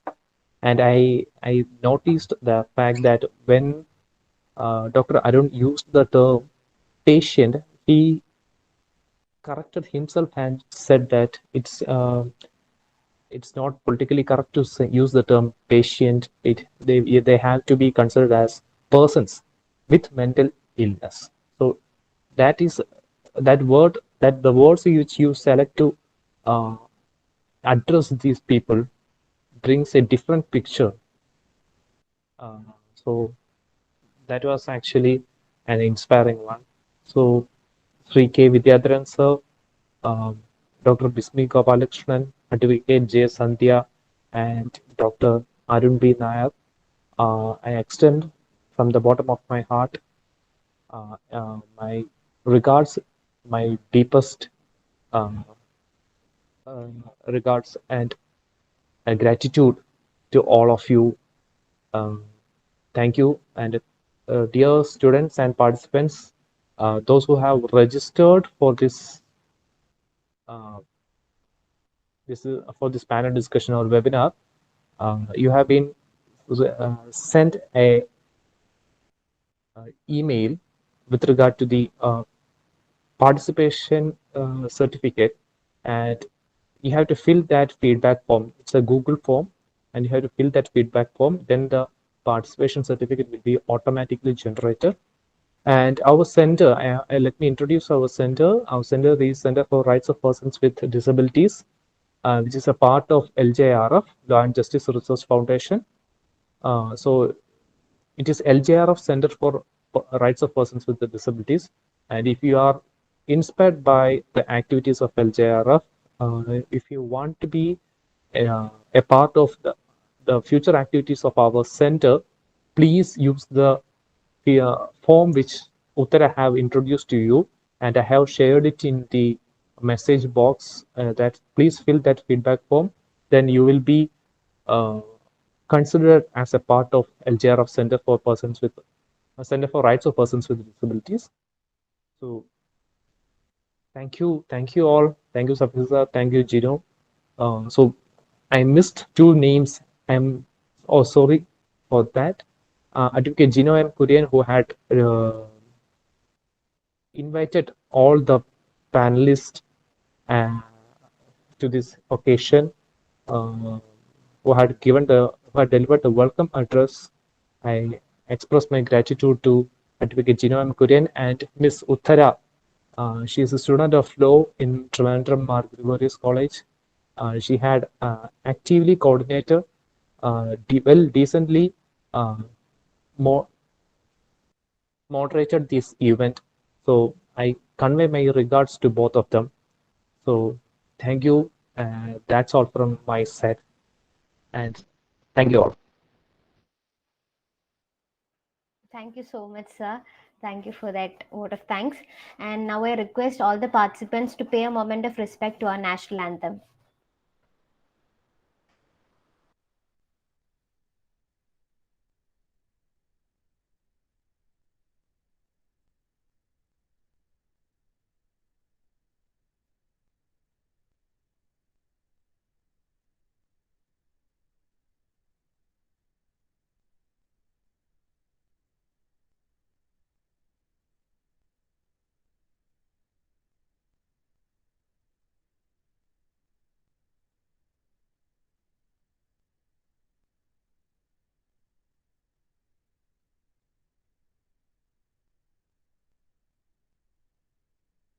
जनगण मन अधिनायक जय हे भारत भाग्य विधाता पंजाब सिंध गुजरात मराठा द्राविड़ उत्कल बंगा विंध्य हिमाचल यमुना गंगा उच्चल जलधि तरंगा तव शुभ नामे जागे तव शुभ आशीष मांगे गाहे तव जय गाथा जन गण मंगल दायक जय हे भारत भाग्य विधाता जय हे जय हे जय हे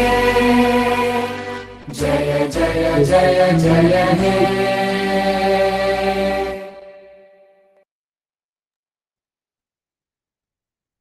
Once again, thanking each and every one of you for your valuable participation in this webinar today.